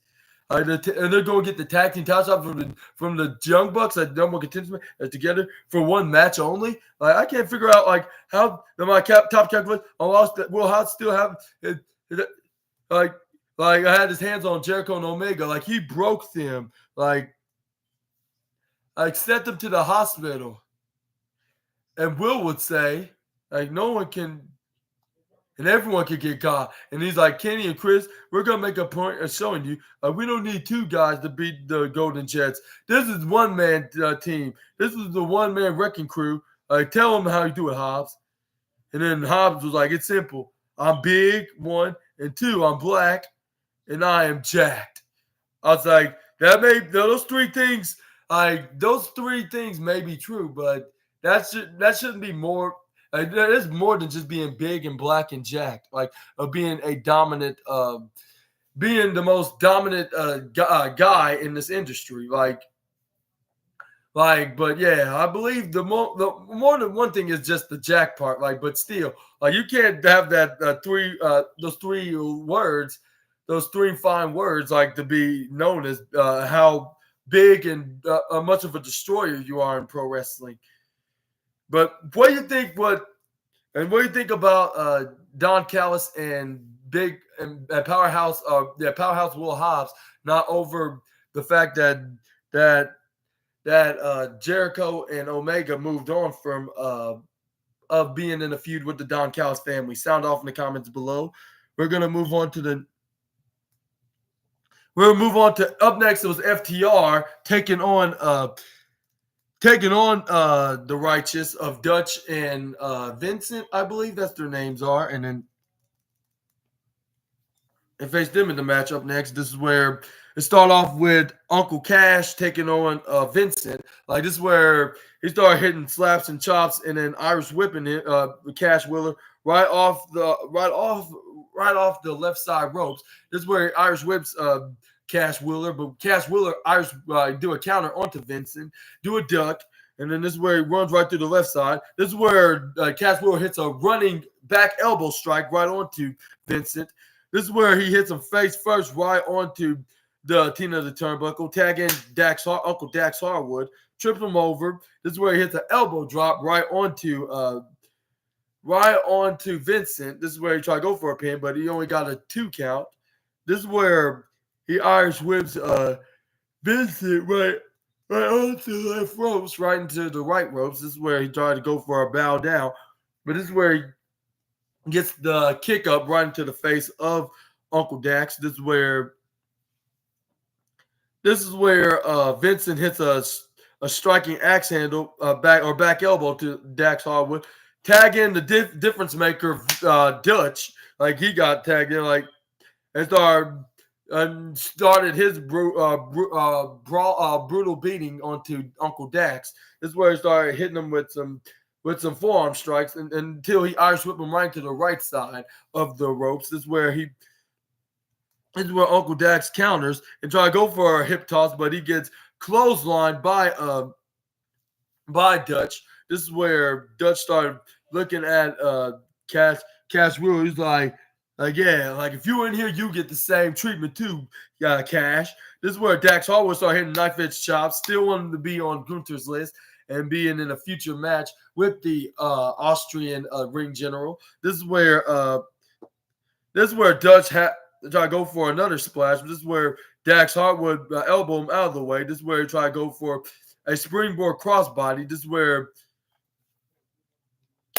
Dutch barely caught him in the air, but he still managed to land on the ground. This is where he tried to go for a hip suplex. This is where Dax Harwood started biting the head of Dutch, and this is where Vincent tried to run and try to attack him for trying to avenge his best friend Dutch, but he just hit him with a knuckle right punch right onto the right fist of Dax Harwood, clotheslining Dutch out of there. This is where Vincent tried to go clotheslining Dax Harwood, but you know the rule. If a wrestler's going to expect someone to come and trying to clothesline him, they're going to grab onto the pull down the ropes and send him driven to the ground in the concrete floor, or flip them over into a body drop on the outside, which that's what happened where Dax Harwood threw out Vincent right onto his tag partner Dutch, right onto the left hand corner of the ringside area.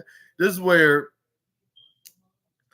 Dax Harwood was like, well, like now, like since I'm still in the ring, like how about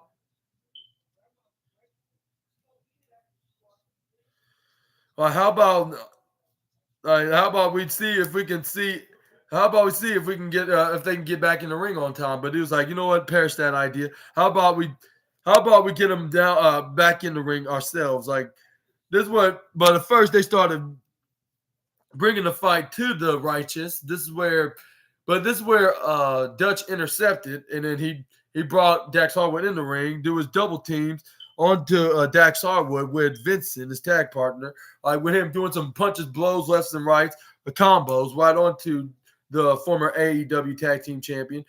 This is where I believe he tags in Vincent. Dutch tags in Vincent.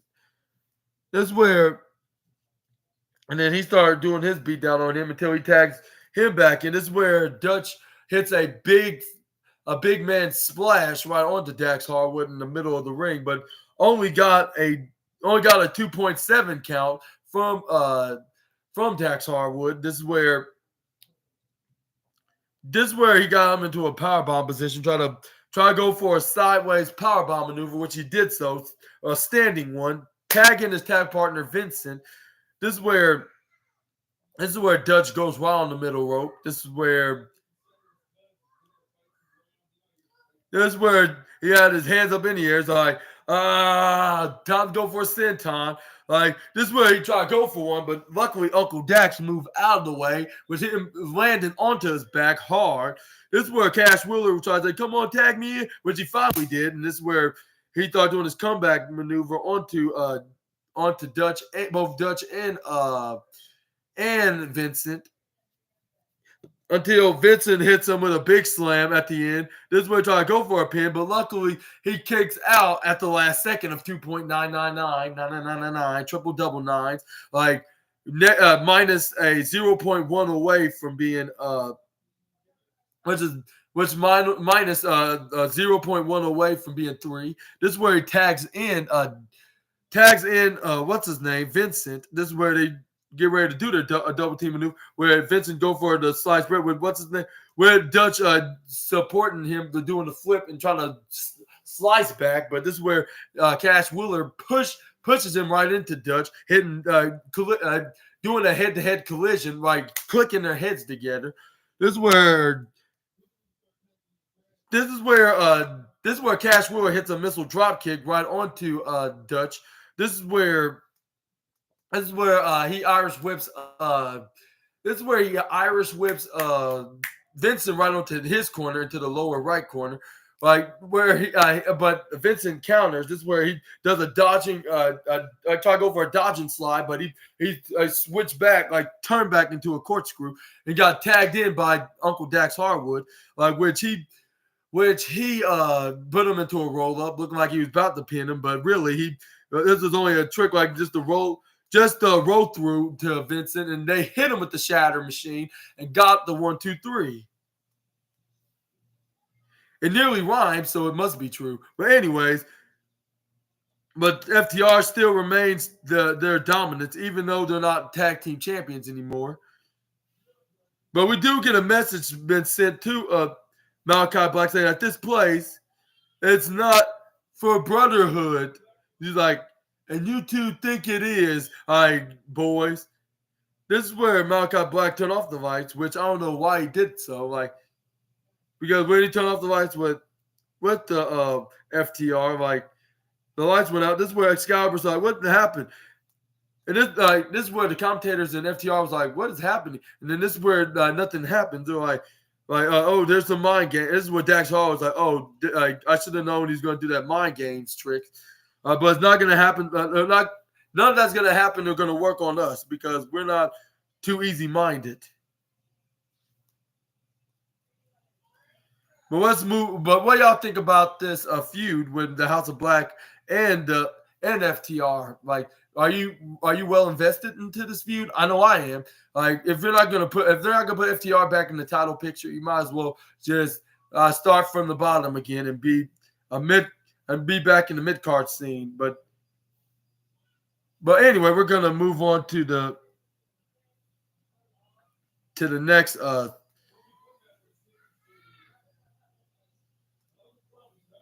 This is where we got a fixed up backstage segment with Action Andretti and Dante Martin. They were like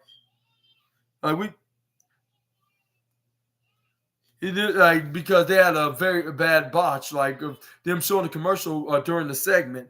But anyway, this is where it's like, yeah, we have so much chemistry. We go show out. We're gonna go out there and show what we can do is a double unit. Like, but we're missing one little detail though. And he was like, what that might be. And this is where he's like, I think I know what that might be. And he started looking into a direction, which it was Action Andretti. He started do a fist bump to Action Andretti. And then he was like, are you ready to step up, boys? And then this guy said, yes, hell yes, sir, we are. And then and this is where Dante Martin smiled on camera saying, I'm back. I was like, yes. And we're going to see this trio and on what they're going to be doing. Like, Top Flight is back with Action Andretti in their side being the third member as a trio unit. And we can see them fighting for the trios championship. Like, well, until then, we're going to be seeing them into a trio versus trio kind of feud with a trio heel rather than a trio babyface. But let me know what y'all think in the comments below about Dante Martin making his long 8-month away return. This is where we saw. This is where they showed a segment where Ricky Starks and Big Bill beat up Chris Jericho in a backstage brawl, like of a beatdown, like with when they catched Jericho off his guard and attacked him, so he won't have any chance of getting his opportunity for the for the AEW Tag Team Championships anytime soon from Ricky Starks and Big Bill. But anyway, speaking of the two devils, this is where Tony Schiavone announced Ricky Starks and Big Bill to get into the ring. This is where we got both of the men getting interviewed by the commentator Tony Schiavone. He's like, you attacked Chris Jericho, injuring that elbow of Chris Jericho. Please explain for the fan. Explain yourself for the fans' sake. And then this is where Ricky Starks was like, honestly, I thought I would expect to be more of a fight from Chris, but he just lost. They must have lost his grasses. Here's the crazy part about it, because I'm not surprised about the Khan Vampire and leech back onto me like a moth. I know I'm one half of the AEW World Champion, Tag Team Champion, so of course he's gonna come back around and try to bite this beautiful neck of mine, but that's not gonna happen. and he brought a friend, an unexpected friend. And this is where Big Bill, not Big Ben. That's not Ben Roethlisberger. I mean, what's his name? Big Bill stepped in. He was like, they're the two of Omega and Jericho called himself the Golden Jets. I guess, well, to us, like, but they're more like the Golden Girls, if you ask me. And this is where Ricky Starks said, "Nice line." I was like, "Yeah, it really was." Like, if you're trying to come up with if you're gonna try to go for a insult for Jericho and Omega, they definitely would go for the Golden Girls, like because they look like two out of the four blonde hair middle aged women from back in the 80s or 70s or 80s. But anyways, that's where Ricky Starks says are like, yeah, they're more like that. They try to roll back again, but think of this. Me and Bill don't know each other that well. Big Bill don't even know my birthday. And this is where Big Bill's like, no idea. And this is where Ricky Starks said, exactly. And then but I do know that the YouTube not built like me and him. And this is where and it was like 4 years ago, I was in and out of the emergency room having seizures from alcohol withdrawals. I always knew that I'll make it back to the top. And fans are cheering like, "Yep, you sure did." Like we can't take that away, of being known that be able to get back to the top of your game into the wrestling industry. But anyway, this is where Big Bill was like I'm. Like when I was in the lowest part of my life, like I always knew I would make it back to the top. And then this is where Ricky Starks was like, yeah, talk to him, Bill. And then this is where Big Bill's like, and nobody believed me, and everybody counted me out. Like they said, he's washed up, he's done. Like he'll never make it back to professional wrestling. Like I always knew that I would make it back to the top of professional wrestling. And this is where Ricky Starks are continuing to say, that's right, with motivation and to his best friend, or tag partner, I should say, because they're not really friends. Like they don't even know their birthdays. This is what Big Bill was like, and also standing to his ring. This guy with these titles, I'd say he was right. I made it back to the top, if not better, of course, because he's now known as a world tag team champion into an all elite company. This is where he's also said, like, now Kenny and Chris, we know everything about you. Like, we were very aware. Like you two are the best to ever, and I mean ever, do this in this business.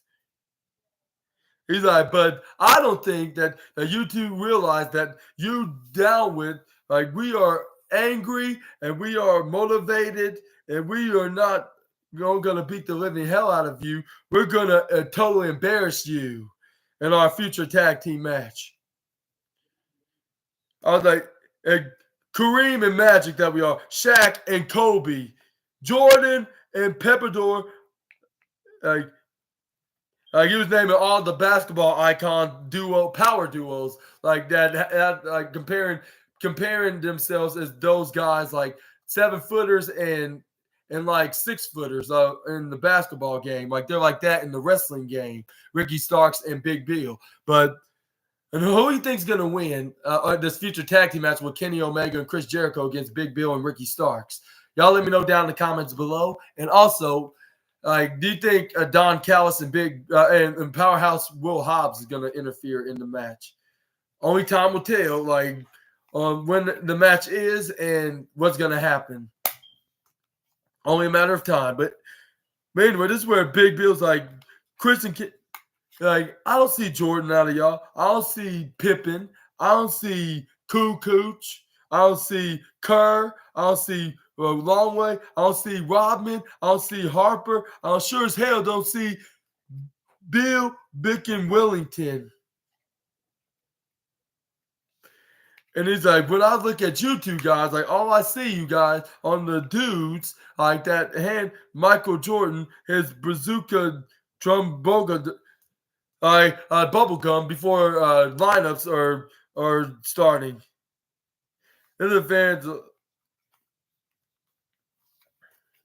And this is where Ricky Starks is like, I don't really watch basketball, and I even know that those guys are really good. And I also know there are two things. One guy that tell everybody that he's the best, and the other actually is.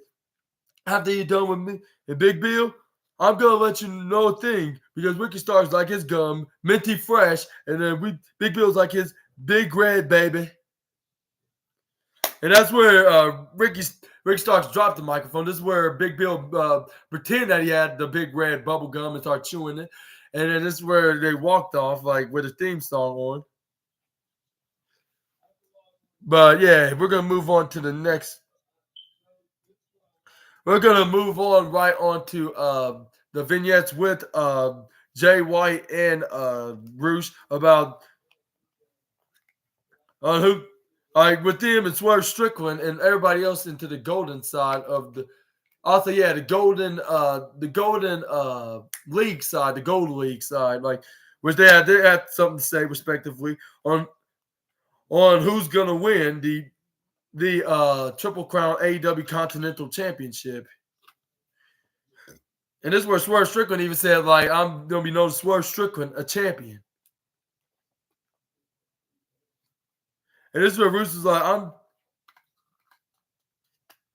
and this is where Roosh is like, I'm going to kick some ass, and I am going to get back, get on the top of the mountain and face the highest level star that's up there in the tournament. This is where Mark Briscoe went in and said you're gonna wait and see me be the Triple Crown Championship. Now I'm gonna do it by doing the impossible. Basically, that's what he was saying.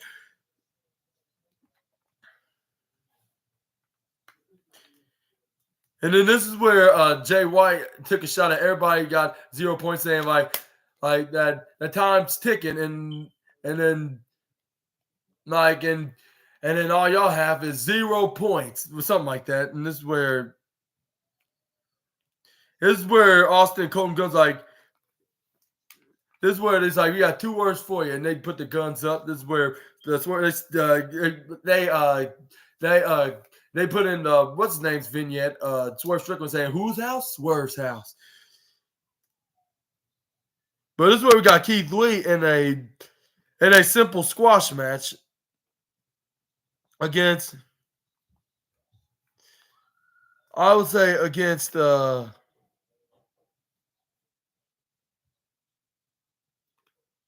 Lee Moriarty, that's who it was.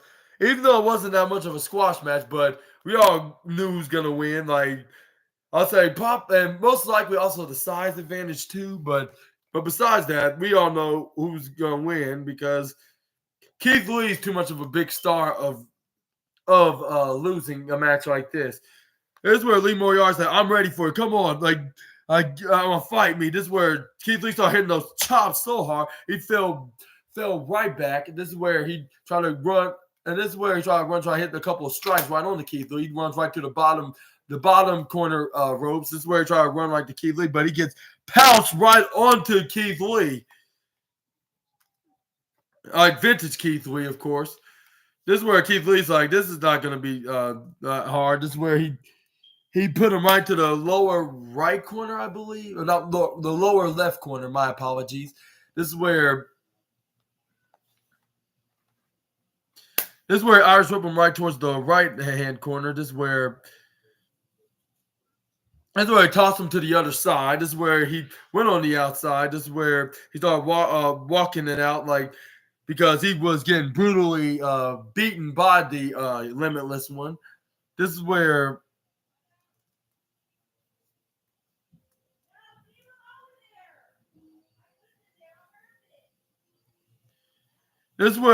Lee Moriarty tried to grab onto his arm, like when he got back in the ring, tried to go for a cross armor.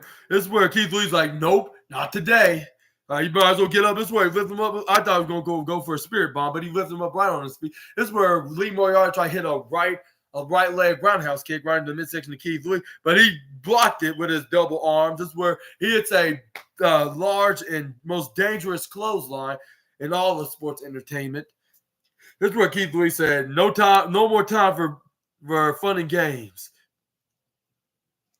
This is where Keith Lee's like, "All right, like time to finish him off." This is where he try to go for a big splash, like to knock down Lee Moriarty, but he moves outright out of the way. This is where Keith Lee's like, "You lucky right there." Like this is where he hits a clothesline around the head, but Keith Lee barely phased by it. This is where he tried to hit.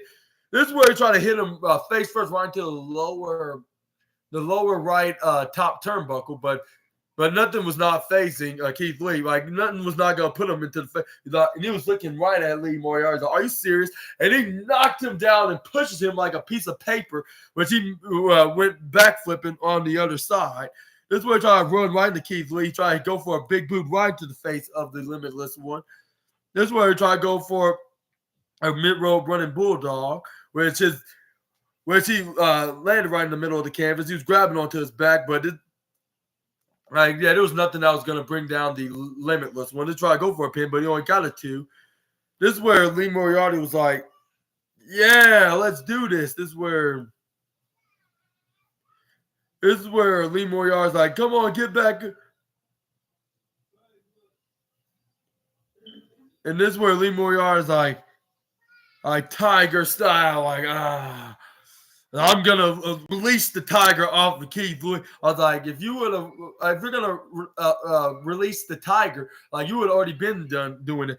But anyway, this is where he tried to go for the kick, but Keith Lee grabs onto his leg. This is where Keith Lee grabs onto, like, nice try. This is where he hits the kick, but barely like right onto the left shoulder of Keith Lee, right when he put it down. This is where he tried to grab onto Keith Lee, but this is where he shoves him right onto the left side of the apron. This is where Lee Moriarty tried to go for a springboard forearm, but he get caught with a big headbutt right from Keith Lee. This is where he picks him up in his shoulders, hit him with the Big Bang Catastrophe, pins him, got the 1, 2, 3, and Keith Lee got the victory.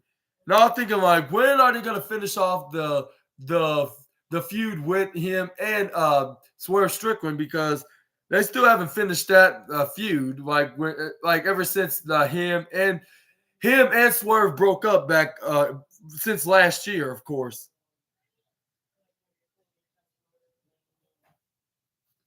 But anyways, this is where Keith Lee celebrated around the ring, walking around, showing his guns, and then he's supposed to face Shane Taylor in the future. But what do you think? What do you think? What's next for the Limitless One? Are we going to finally see more of him more often in AEW television? Y'all let me know down in the comments below.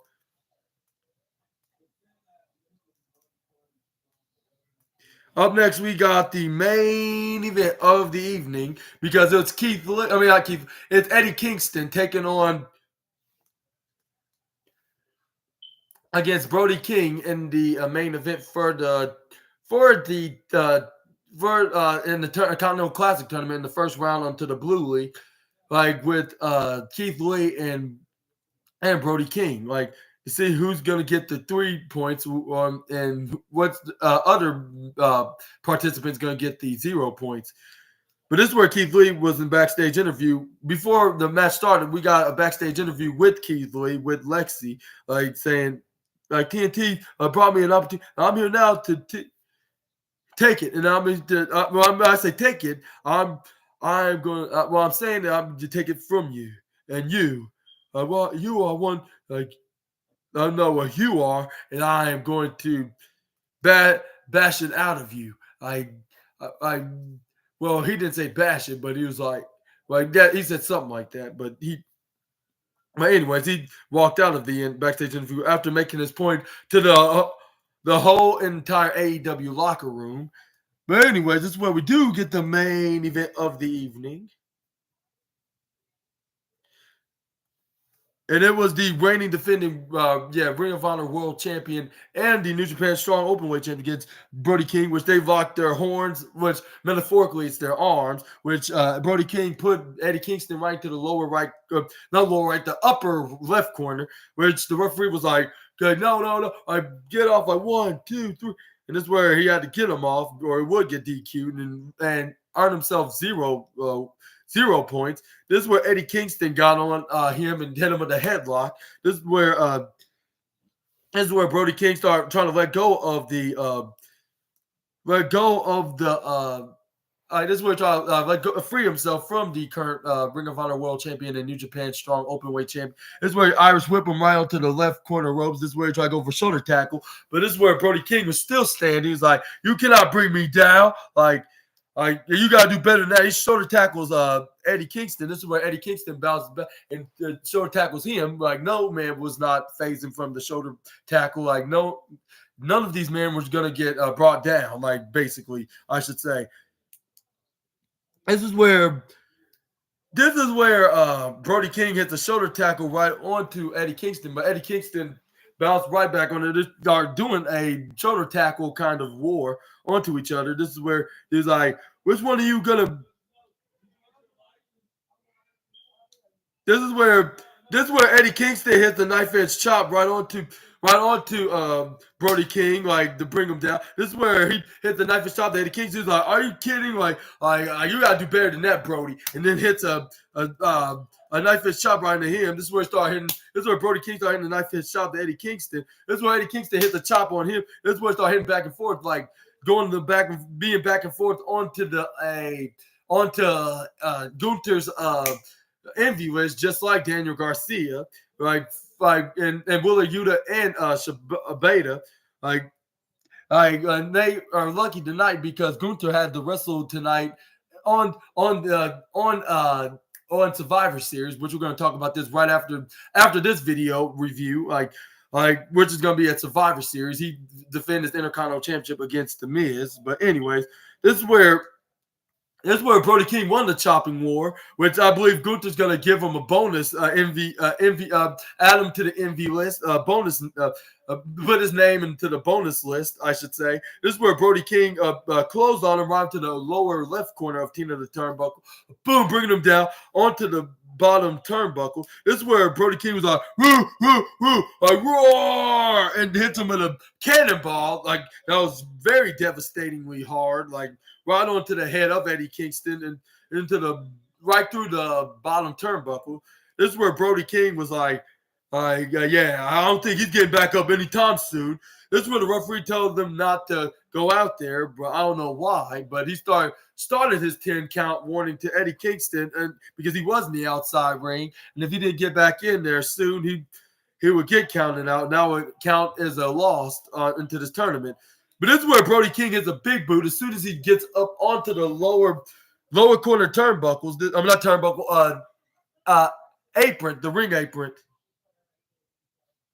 This is where Brody King went on to the right off the apron. This is where he hits a forearm right into the face of Eddie Kingston. Hits a knife edge chop right onto Eddie Kingston. This is where Eddie Kingston answered back with a huge, massive chop, but he gets chopped and won the chop battle once again for the second time in a row, which he gets a second bonus from Gunther, but he's going to give him an IOU that he owes him, like a wrestling match, like in the future. Like he's gonna give him a pass for tonight because he has to wrestle tonight against The Miz, of course. But this is where Brody King goes right onto go for a crossbody, but he moves right out of the way and hits his midsection first right onto the sim of the steel steps. This is where Eddie Kingston was like, I gotta get back in the ring, or it's gonna be a draw if I don't. Like, this is where he runs in and then rolls out of the ring. This is where Eddie Kingston runs right to Brody King, but Brody King hits a forearm face first right onto Eddie Kingston. Hits a knife edge chop. This is where he puts him right onto. This is where Brody King put Eddie Kingston right onto the lower left corner barricade to hit the knife edge chop again. This is where I believe try to go for a cannonball the second time in a row. He started still doing his bark.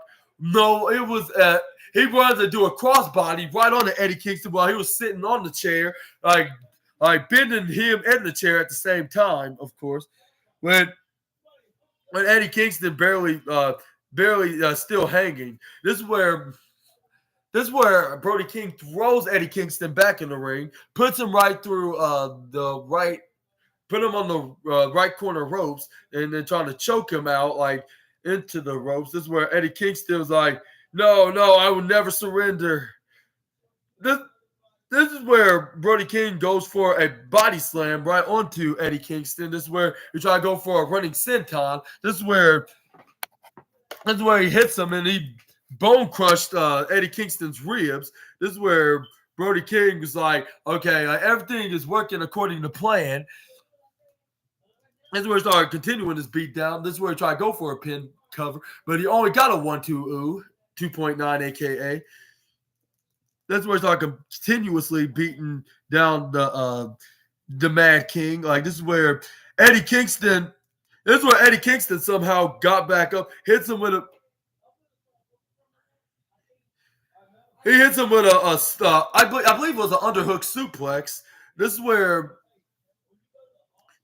he tried to get up. This is where it's like, oh my God. And he starts stumbling, like catching Brody King off guard. This is where he runs towards Eddie Kingston. He hits a running spinning back fist right onto Brody King's face. This is where he thought that was going to be it. This is where he tried to go for a pin cover, but it only got him a 2.999999999 count, like a negative 0.1 a second away from being 3. This is where Eddie Kingston's like, what in the hell can I do to put away this monster?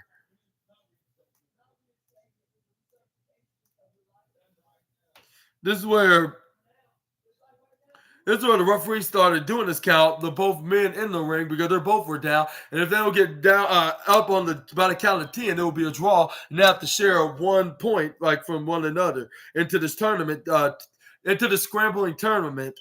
This is where Eddie Kingston and Brody King was locking heads back and forth to each other, going head to head. Like, I'm going to get the 3 points. Like, no, I am. I know, like, I'm going to be on top. Like, no, I am. Like, this is where they start hitting chops onto each other, like making Gunther putting their names on the list like about 100 times more in a row. This is where Eddie Kingston's like, I'm taking off my suspenders so I can feel it harder than I can with my suspenders and my tank top. Well, this is where they started hitting chops. Like, oh, like Kingston chops like, ah. And he's like, your turn. Like, oh. And then they start hitting chops on one another. Like being big man slapping man meat, but making Gunther envy like they usually would do, especially Eddie Kingston.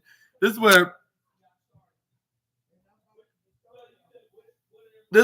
Eddie Kingston like spat on his hand like if he was the Rock and Jey Uso, wiped it on his backside of his pants. This is where he chopped him hard, like feeling it like at least like 535 degrees Fahrenheit. This is where he started hitting chops right onto Eddie Kingston. I don't know why I just said that. That was just a random math statistic. This is where he kicks him right into the midsection, hits a step up Giri and a DDT, spiked him, go for a pin, but this is where Brody King kicks out of it. This is where both men were down to the ground. This is where Eddie Kingston's like, what can I do to retain this championship? I mean, not retain. Like, what I gotta do? Gotta be on my way to retain this championship, and get 3 points.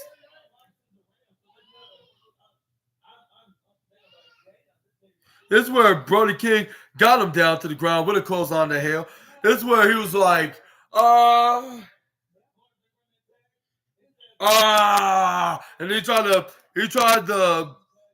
This is where he tried to pay tribute to Bruiser Brody. This is where Eddie Kingston counters. He tried to go for a half snapmare Nelson Dragon. This is where he tried to go for elbows, swing back. This is where Eddie Kingston does. This is where he goes for an exploder suplex, which he did so. This is where Eddie Kingston This is where Brody King tried going for a clothesline. He ducks out of the way, goes for another half snap, dragon, half Nelson suplex. This is where Eddie Kingston got him back up. This is where Eddie Kingston's like, and he hits him with a spinning regal plex right onto the middle of the canvas, or Sino suplex, which is called. This is where he tried to go for a pin, but he only got a 2.7 count. This is where Eddie Kingston's like, oh my God, no. Like, I'm giving everything I gotten in this. This is where fans are chanting, "Let's go, Eddie." This is where I try to go for a suplex. Brody King is out of it, hits him with a forearm, a side forearm, hit him with a sit-out pile driver. That looked nasty and brutal. This is where Brody King tried to go for a pin, but he only got a 2.9 count.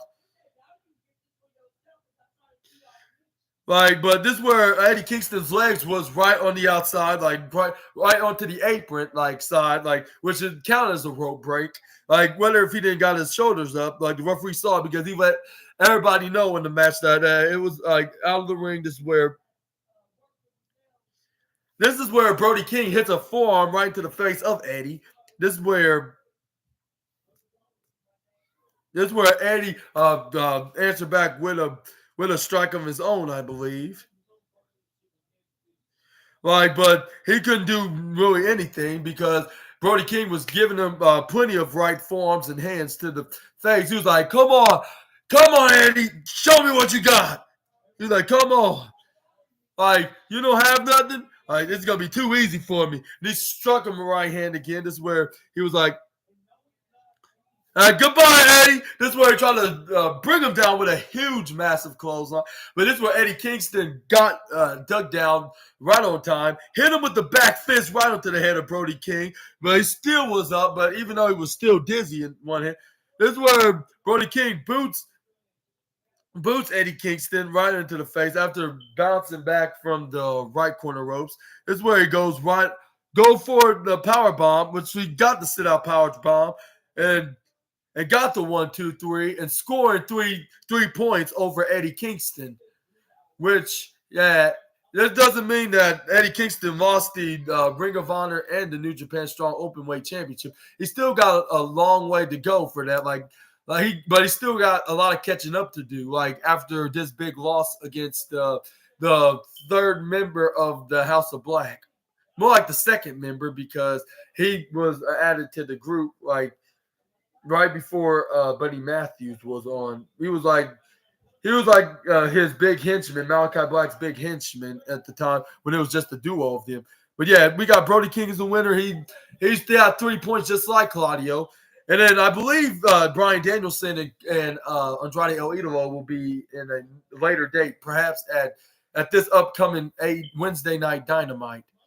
But yeah, that's the end of your video. That was a big match of the night. Luckily, Gunther wasn't there because he had to face The Miz tonight for the Intercontinental Championship. Speaking of which, we're going to get to that in just a moment. But I just want to say thank you for watching to the very end. Hopefully, you guys watch to the very end. And if you did, how was the review of both Dynamite and AEW? Not Dynamite, Rampage and Collision. Y'all sound off in the comments below and give me a huge thumbs up if you like the video. Subscribe, click the bell notifications so you won't miss the upcoming upload when I upload my next video. And yeah, up next will be up next will be tonight's Survivor Series premium live event, which we're gonna do right now. But I would give tonight's AEW Collision I'll say 4 stars. 4 out of the 5 stars. For putting such a good show, segments, match, and even a unexpected return of Dante Martin, even though it was backstage in the segment, but we can see so much future potential. Hopefully they get better inside the squared circle, and hopefully it gets better and better for the top flight guys. But yeah. But I've been your host, Super Ninja Austin. This was the 143rd episode of the SNA podcast, I believe. But we're going to get to the episode 144th episode in very shortly. But yeah, I'll see you guys on the next one. Super Ninja Austin, the assassin is out. Bye bye, my SNA fans.